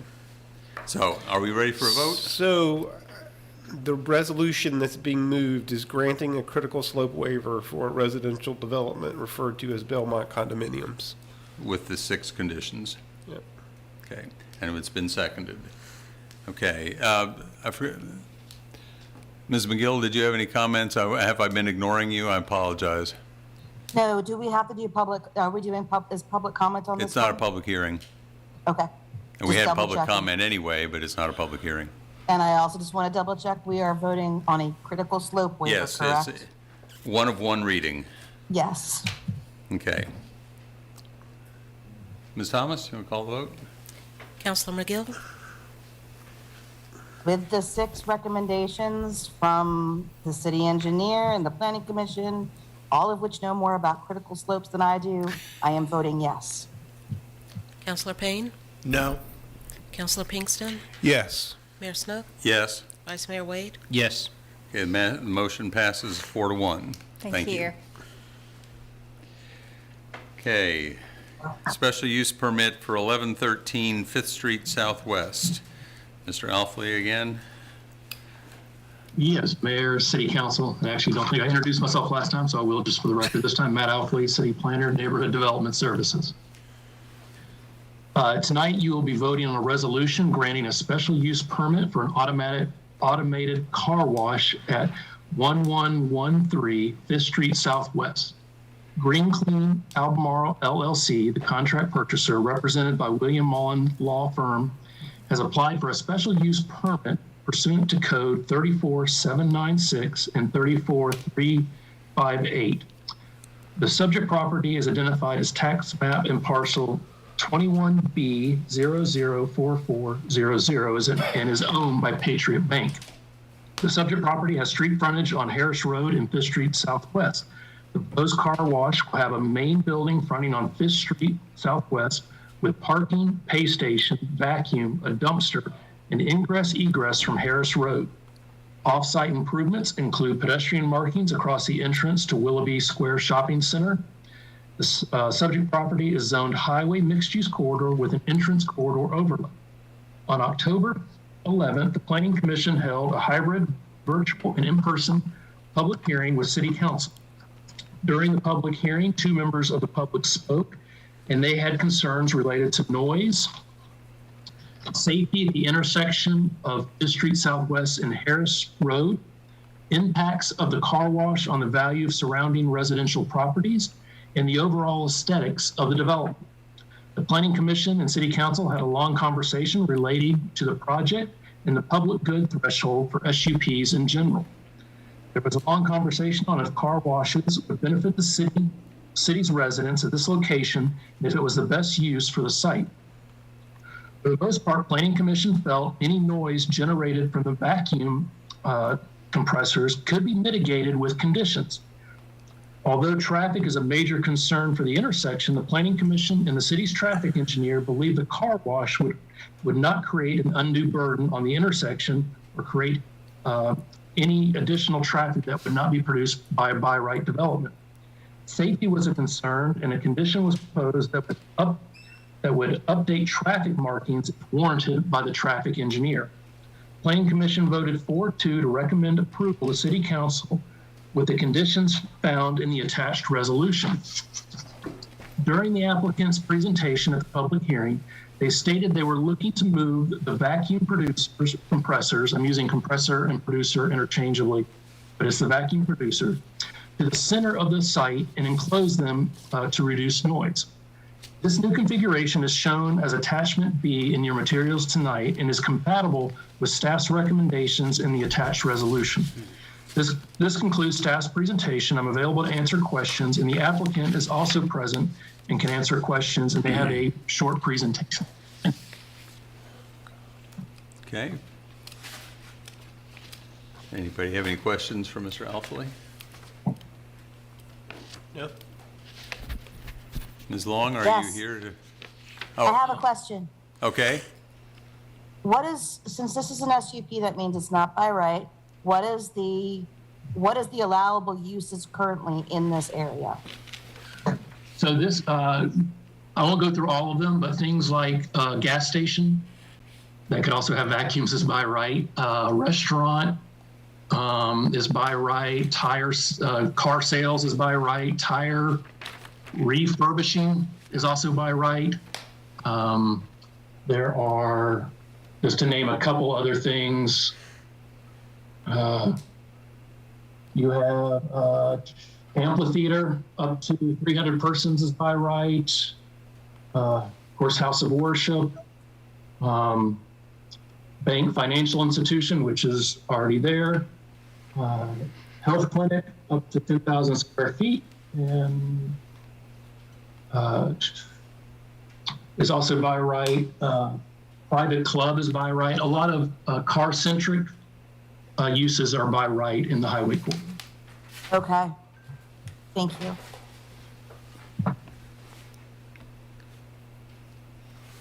Ms. Long?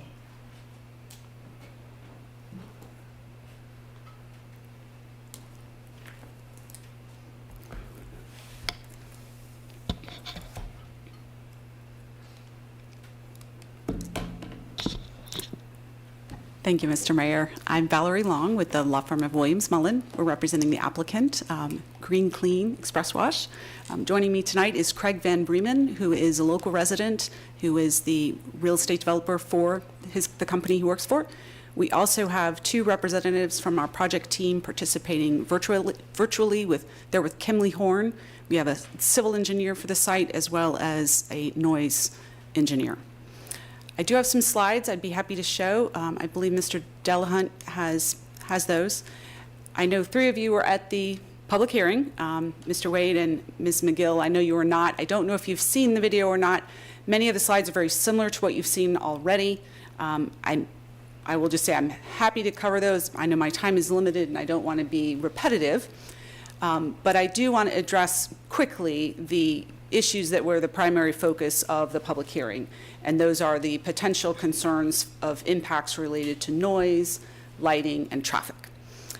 With regard to noise, we contend that the proposal to develop the site as we show on the concept plan, particularly with regard to the enclosing the vacuum producers within an enclosure along with the trash dumpster, that will sufficiently mitigate noise, particularly in addition to the plantings that are proposed around the boundaries of the property. Since that public hearing, we have had our noise consultant prepare a study that looked at just what reduction would you have just by enclosing those producers. And I will show you that slide just as an example. So we're very confident that we can comply with the recommended condition from the Planning Commission, which is actually far more stringent than your basic noise ordinance. It essentially applies the nighttime noise standard or limit to this use at all hours. With regard to lighting, there was a lot of concern about the site lighting and concern by neighbors that the headlights would go into their windows in the evening. We have proposed a number of provisions. One, all of the light fixtures would have to be downshielded per the condition. The site will also go through the entrance corridor review board so that their regulations will apply, but even to the extent any fixtures didn't, the proposed condition is that all fixtures be full cutoff, downshielded. We're also proposing a small wall around the boundaries of the building to help further screen car headlights, as well as substantially additional plantings. And I'll show those on slides. And then finally, with regard to traffic, there's a lot of discussion about this. There were some questions about do we review the trips from this use compared to other uses by right? And there was a lot of confusion about that, I believe. And I know at the commission meeting, the city traffic engineer indicated that he did not have any concerns with regard to traffic safety issues from this site. He noted that the projected uses will result in fewer trips than have been in use from the prior use of the bank, as well as a number of other by right uses. And Ms. McGill, I was happy that you asked about the other uses that are permitted by right, because I was jotting down a number of them just before we started. And as you can imagine, all of these uses would generate substantially more trips than this car wash. A medical office building, dental building, for instance, those generate a lot of trips. Movie theaters, a music hall, grocery store, home improvement, pharmacy, general retail, consumer services, public health clinic, hotel without any limit on the number of rooms, residential with no maximum density, a data center, gas station, as Mr. Effley mentioned, those can have vacuums. So with regard to the trip generation, there's the car wash use, and we have a slide that I'll show you, is based on the trip generation manual that traffic engineers use. The car wash use will generate fewer trips than either the prior bank use or a vast majority of those by right uses.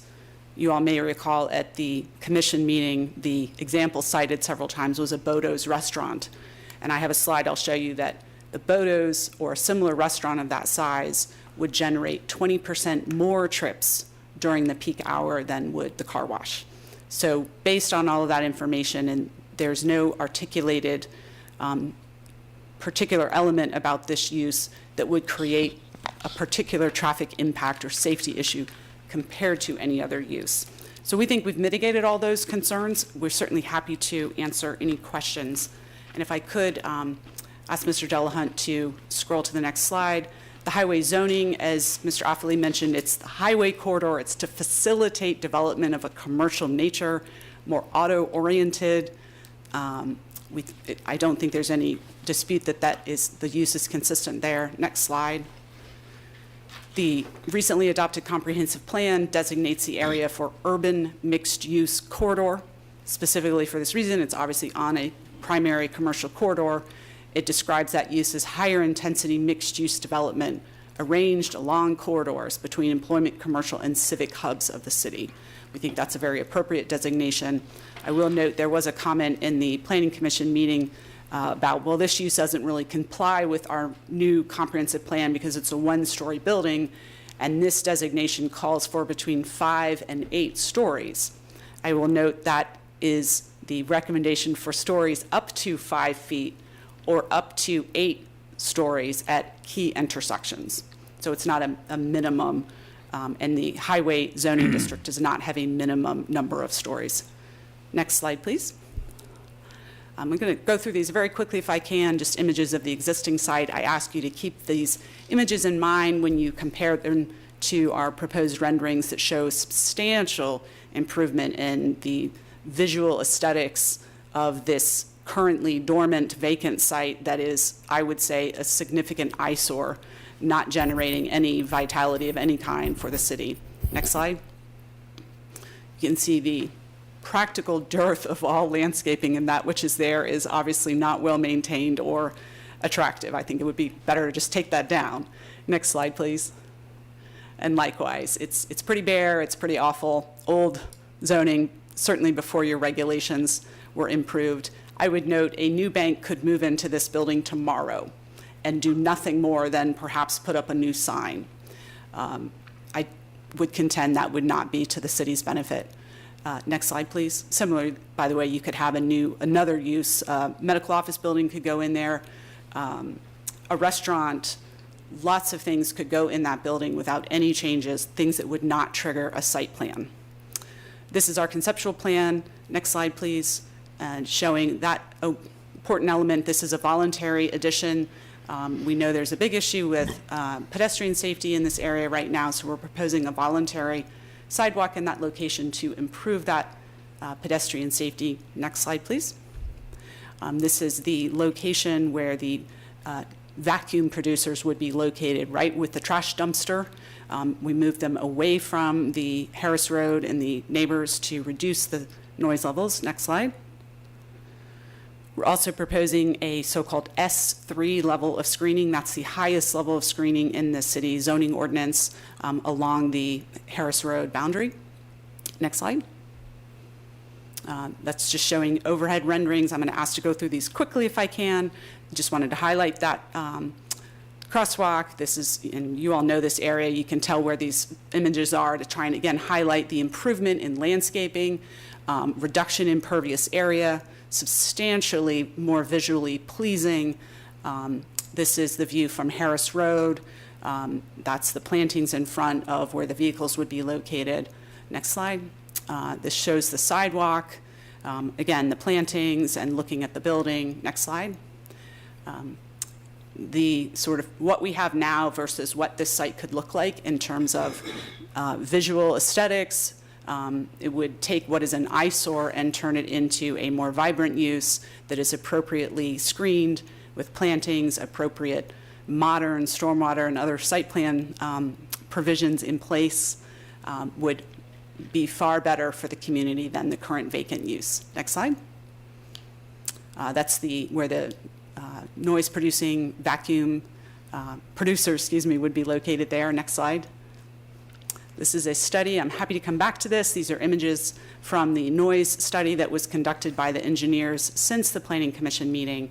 And on the image on your left shows what the noise levels would be just by moving those producers away from Harris Road and more to the center or southern edge of the site, but not enclosing them. And the image on the right shows the noise levels that would result from enclosing them. And as you can see, frankly, in both instances, the noise levels on the residential side and the north side of Harris Road are well under the condition recommended, which is 55 decibels. So there's not even anything over 50 beyond the boundaries of the site. Next slide. So it complies with the noise ordinance, it complies with the recommended conditions by the Planning Commission, and our noise study also concludes that the anticipated noise from the project is actually lower than the existing ambient noise levels surrounding the site, which are largely traffic from Fifth Street and others.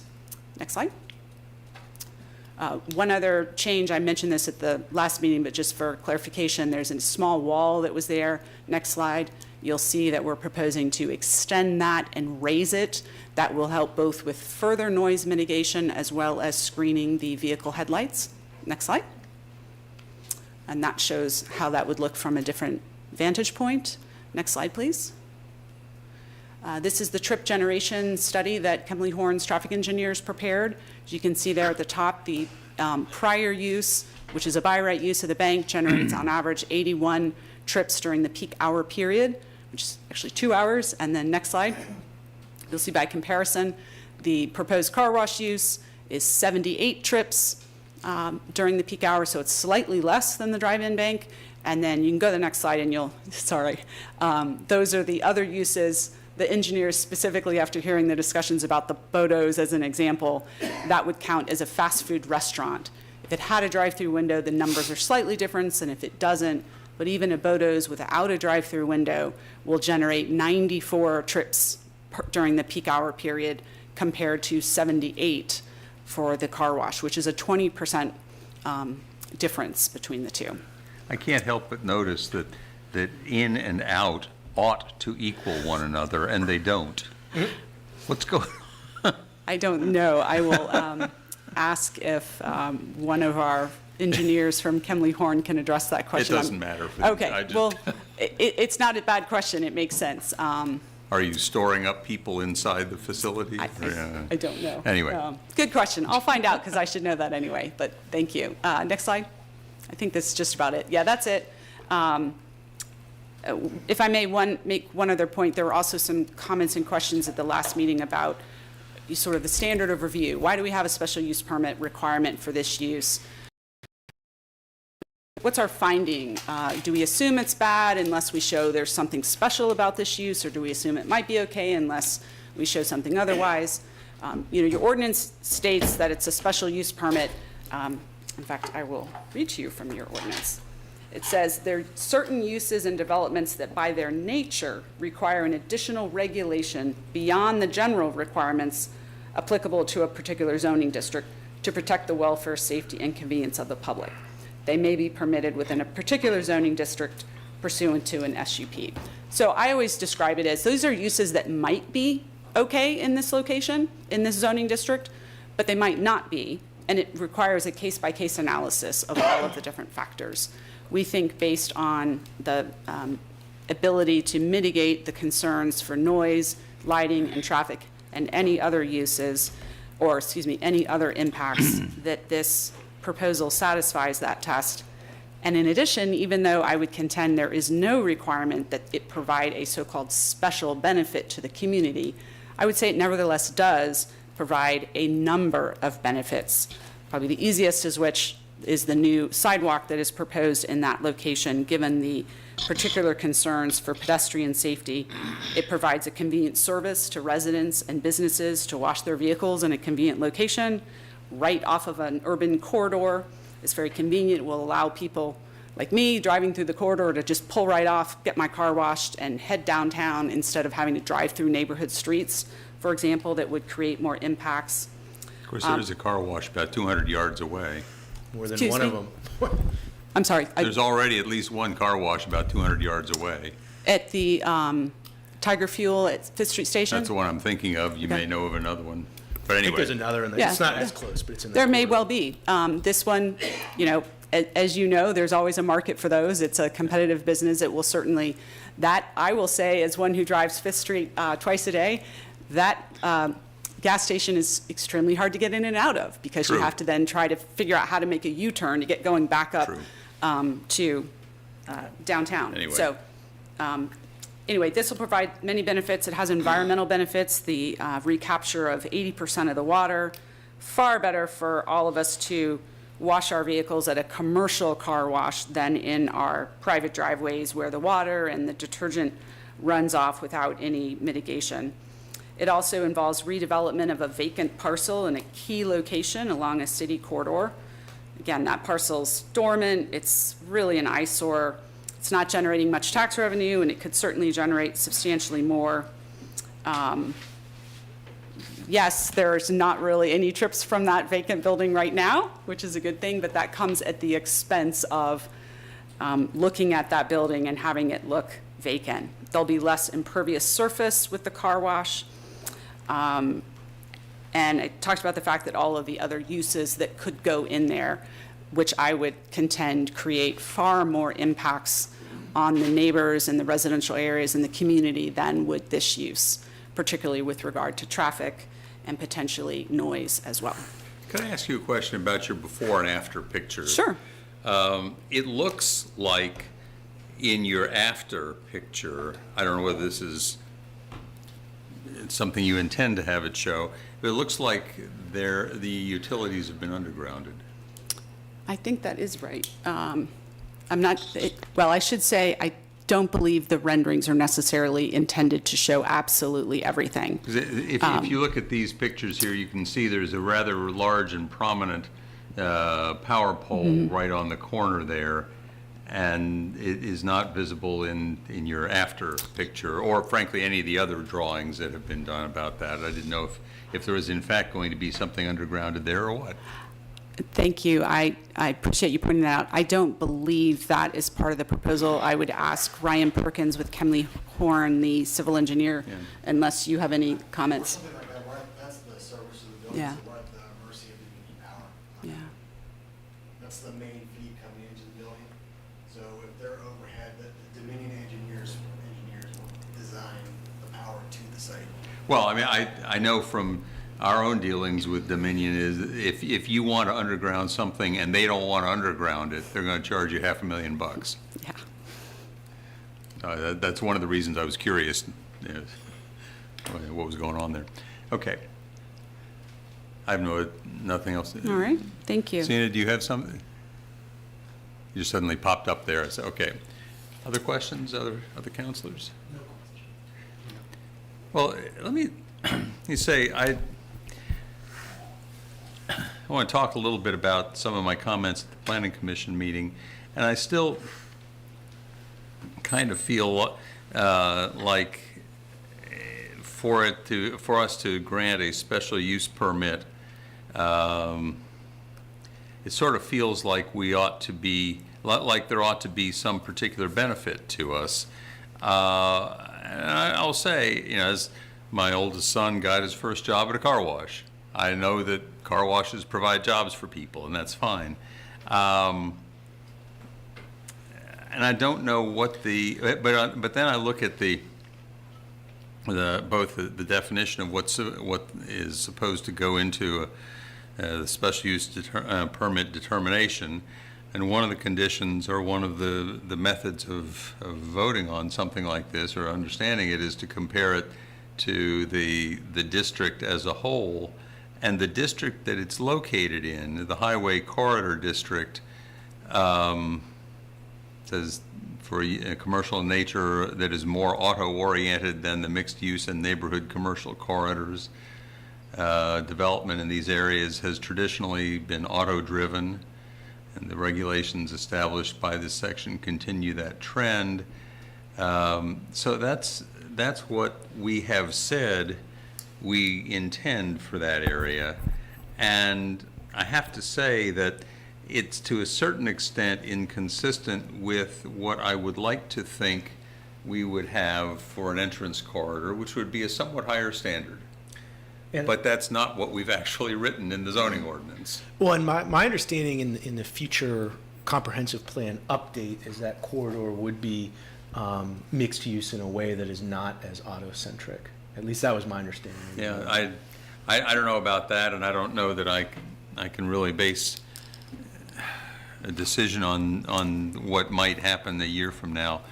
Anyway, I just want to say I've thought about it and sort of wrestled with it a fair amount, and have have kind of decided that maybe my comments last month were a little more snobbish than they needed to be.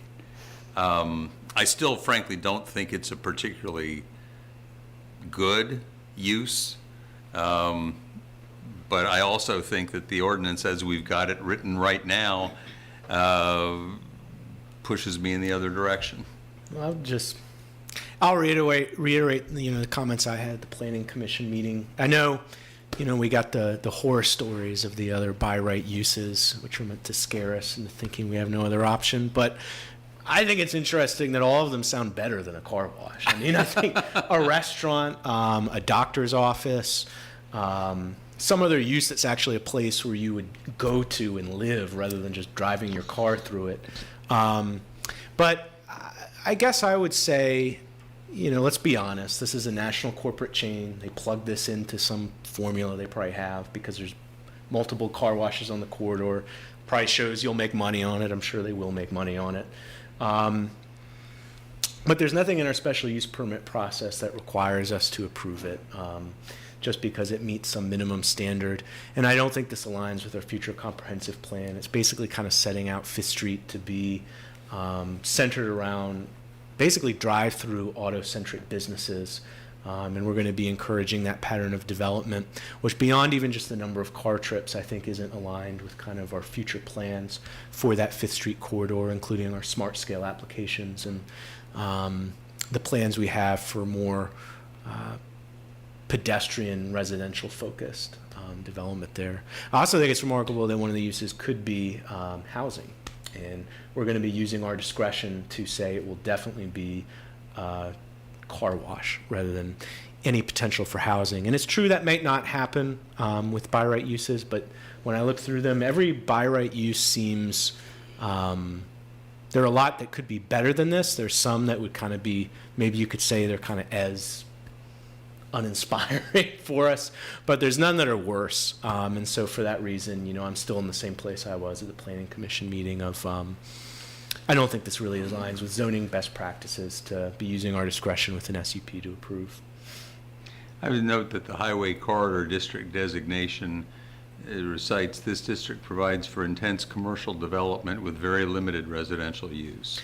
But it is intended for the areas where the most intense commercial development in Charlottesville occurs. But I don't think our long-range planning aligns with where that's at right now, although my memory could be wrong. Well, and I actually would agree with that. And as I said at the Planning Commission meeting, I certainly was thinking that I'm not sure that 15 years from now we're going to look back on it and say, boy, the best and highest use of that land was as a car wash. I agree. It's also what I think that the ordinance that we have in existence right now pushes us towards. But would you, and I won't belabor it because I imagine I'm outvoted here again, but no, I'm not voting for it. Well, maybe I'm wrong. But would you, my read of our SUP ordinance is that there's nothing that would require us to approve this. Would you disagree with that reading? No, I would not. I first of all, I respect people that are doing this kind of work. I want that to be clear. There's nothing, just because this may not be the highest and best use we may want to put this piece of property, I don't want anyone to feel like, there's some sort of unwillingness to, we need commerce in the city. We respect people that are entrepreneurs, and for whatever that's worth. I have to think, though, along the lines of what Mr. Payne has suggested. Most of what he says I agree with. I also have to think in terms of my constituents and the people that I know that I would be talking with. And I can't say that I've run a scientific poll, but I have enough of a sense of the community to say, is this what you'd prefer to have here? And again, it's not like we can compare against an infinite array of options, but just sort of using, what I'll call a gut, and I won't use that phrase, I hate that word, but just using what I think in my conversations with constituents and what I think they would want there what I think they would think would be the best and highest use. Particularly, our city we want to be as less car-centric as possible. We're trying to do everything we can to minimize climate change here. I just can't, with good conscience, vote for this. So it's no judgment on the project. It's no judgment. Not that that matters, my view on that anyway. But I just can't, with good conscience, vote for this SUP. I think I'll be supportive of it. I think that it's a use that will maybe be here for, until the area becomes more pedestrian friendly. I work, on 5th Street at the county office building, and I ride it, this several times a week as well, and I think that that this is an appropriate use. I think that we're going to be getting a wave of uses, and until we approve the zoning ordinance. I just don't think that we can say we don't like this or we want things changed until we approve it. So I think that we just, this is good. This should give us some initiative to, approve it as soon as possible, when it comes through. And I think that we will, but otherwise, I think I'm fine with this use. So, Councilor McGill, you got some thoughts for us? Well, if there's no more discussion, I would move to deny the special use permit requested within zoning application number SP 22. Is there a second to that motion? I'd second it. Okay, any further discussion? So what is the vote? To deny. Okay. Ms. Thomas? Counselor McGill? Yes. Counselor Payne? Yes. Counselor Pinkston? Yes. Mayor Snook? Sort of unnecessary, I suppose, but no. Vice Mayor Wade? no. So the motion passes. Motion to deny passes 3-2. So Forgive me, I realize I may be out of line. I would ask for you to reconsider the vote based on the criteria for how you evaluate special use permits. With all due respect, Councilor Pinkston, special use permits are, as described in the ordinance, not about, is this the use we prefer at this particular location, but is this a use that will create adverse impacts on the neighborhood, the community? And if so, are there conditions that we can that could be imposed to mitigate or prevent those impacts? So I would contend that's the appropriate standard of review, and we believe we have satisfied that. I fully respect and understand your opinions. If I were planning the site, I might put something there different as well. But the use, in the highway corridor zoning district and in the urban mixed-use corridor, as it's described in the new comprehensive plan, higher intensity mixed-use development, the entire block there is zoned highway. And Mr. Payne, I certainly also respect your comments, and they're excellent points. Just for the record, I was not intending in any way to scare anyone about those other uses. My point was to compare the different number of vehicle trips with a focus on traffic in particular. I agree that some of those other uses would be very advantageous there. There's not a buyer for those uses at the moment, but this use will generate, there's evidence this use will generate far more trips than many of those other uses. So, as a matter of Robert's rules and so on, only someone who voted for can ask to reconsider the vote. Any of those who voted for the motion ask to reconsider it? Can I make a comment, sorry? Well, let's, first question, anybody wishing to reconsider? No. And I would also just note for myself, I do think there are adverse neighborhood impacts based on the noise generated as well. Okay. Well, tell you, we are just about to the public comment period, since this is the last item on the agenda. We'll come to you in just a second. Okay. Thank you, Ms. Long. Thank you. So there was nobody wishes to reconsider. We have no other business. Are there any other business items for consideration? Any matters that we wish to have the city manager follow up on? Yeah, and someone may have done this. The young lady that wanted was from Preston Plaza. Right, wanted Preston Place. I'm sorry. I assume we have some ordinance for parking, not restriction. I'm getting kind of loopy now. It looks like, you know, Permit parking. Permit parking, yes. If we do have a process, if someone could just get her that information to, I don't know if it's a petition to sign, or I don't know exactly what, I assume it's not a petition. Who handles the permit parking? Is that through NDS, or is that? The parking is in with Chris Engel. Is what? With Chris Engel. Oh, for neighborhood permit parking? Oh, permitting, probably NDS. Yeah. Yeah. I've been in touch with Ms. Marshall about a number of things. I'll check on that and get back to you. And let me say too, in part of our conversation today with the university, we raised the question of getting student affairs involved with and working with the police department and the neighborhoods to kind of create a better relationship between the university-related or the fraternities and sororities in the neighborhood, so that we can minimize situations like you had to attend to Friday night a couple of weeks ago.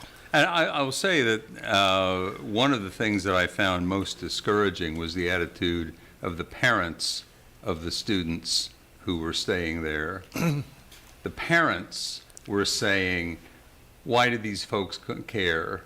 They're living on a street where fraternities already are located. Mm-hmm. And one of the parents said to me, well, it's Halloween. Come on. I said, is there a Halloween exemption to the noise ordinance? Anyway. Yeah. Okay, so the only other item that I would think we really ought to try to figure out whether we can talk about sometime soon. I know we have other things in the works for planning, but I think it's a fair question that was raised tonight as to whether there might not be at least one item that could be taken up sooner rather than later, and that is to decide whether we want to continue to have free gas hookups. We don't have to go all the way to completely degasifying Charlottesville to understand that maybe we don't need to be subsidizing something that in the long run we're going to wish we weren't subsidizing. Yeah, I wonder though if things are not as quite as, I mean, I'm totally for the idea, but I think things might be a little more complicated than it's just being laid out in that ordinance. I mean, they're much more complicated. I don't disagree with that. I'm just saying, And even we do for the have a short consulting study underway. Yeah, even for the short-term piece, I mean, in other words, if we were to just like vote on this right now, I don't think it can be practically effected. So what is the story with the consultant? I know we had talked about it, but are we actually doing it? Yeah, we're doing it. The RFP has been issued. I don't know if it's been awarded yet. Sam, Okay. do you know, has it been awarded yet? We're in negotiations at this time, hoping to have that resolved by the end of the year. The Right. goal will be to have the consultant begin their work in January and the study results in summer, June, July. Okay. Is there anything that would keep us from stopping the expansion? I mean, is there like contract, you don't have to answer this now, but I would be interested maybe by the next meeting if, to the mayor's point, are there things that maybe we're contractually obligated where we can't just like today say, no, we're not going to expand any further? Is there anything we could do? We'll get back to you on it. Yeah, okay, thank you. And I would- To not continue digging to the hole. I would just add on to that, what I'm interested in is, I know we're doing that study, which my understanding is about kind of the long-range future of it. But I do wonder whether, and I know it's more complicated than the draft ordinance we got earlier today. Well, that was obviously a very valuable conversation piece. Not stopping connections, but stopping subsidy for them, if that's something that is feasible, we kind of have to do in parallel with that study. In particularly, I thought the conversation was interesting of, the amount of money we spend on gas hookup subsidies. Is that money possible to free up for subsidies for electrification? I won't pretend to know all the details, or it's as easy as us just saying, let's do it. But I am curious about kind of that conversation. It's a valid question that came up. I also heard the statistics, and we'll look into it and get back to you. Thank you. Okay, so now is the opportunity for the last public comment. Where final speaking opportunity for members of the public. I have up to 3 minutes.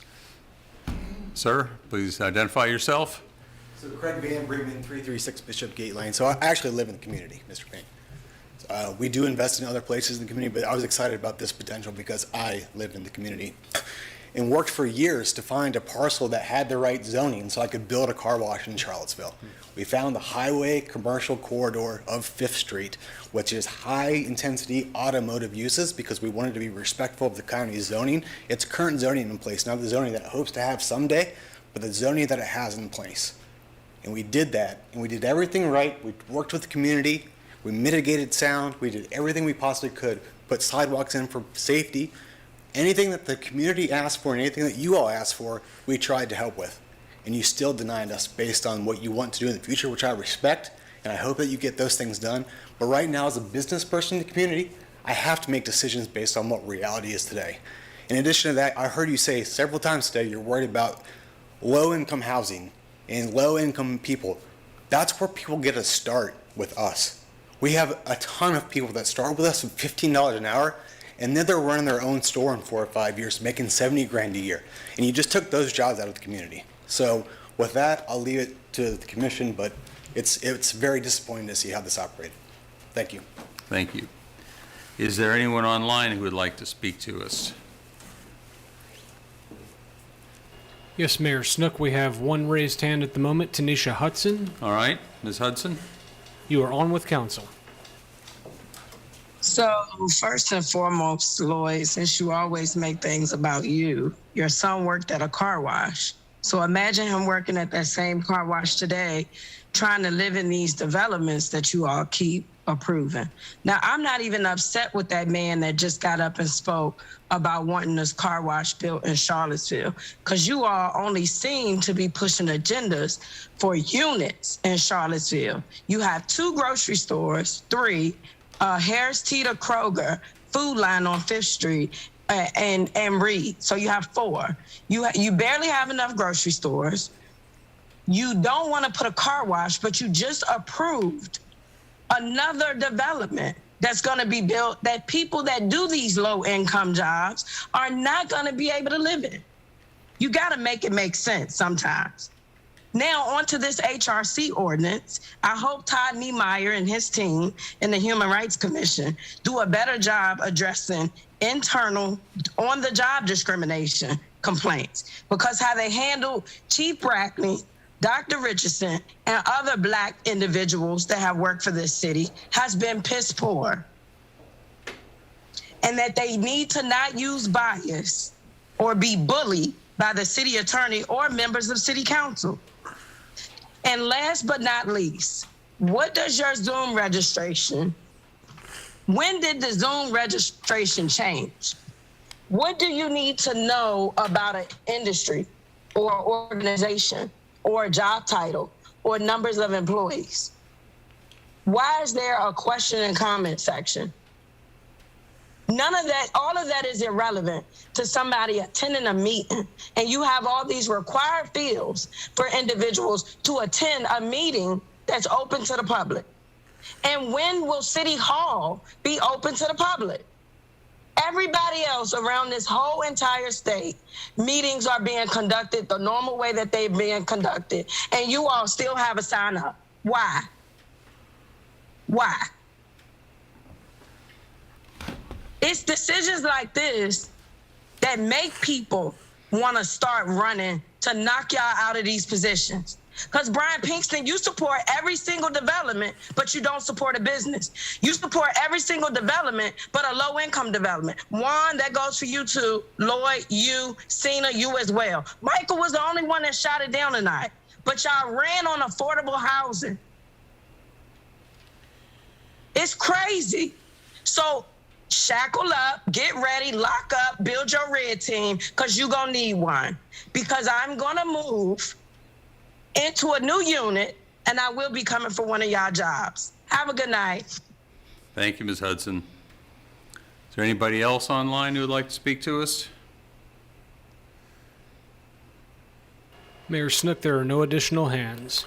All right, then I will close the Community Matters section, and there being nothing further to be done, we're adjourned. Thank you all.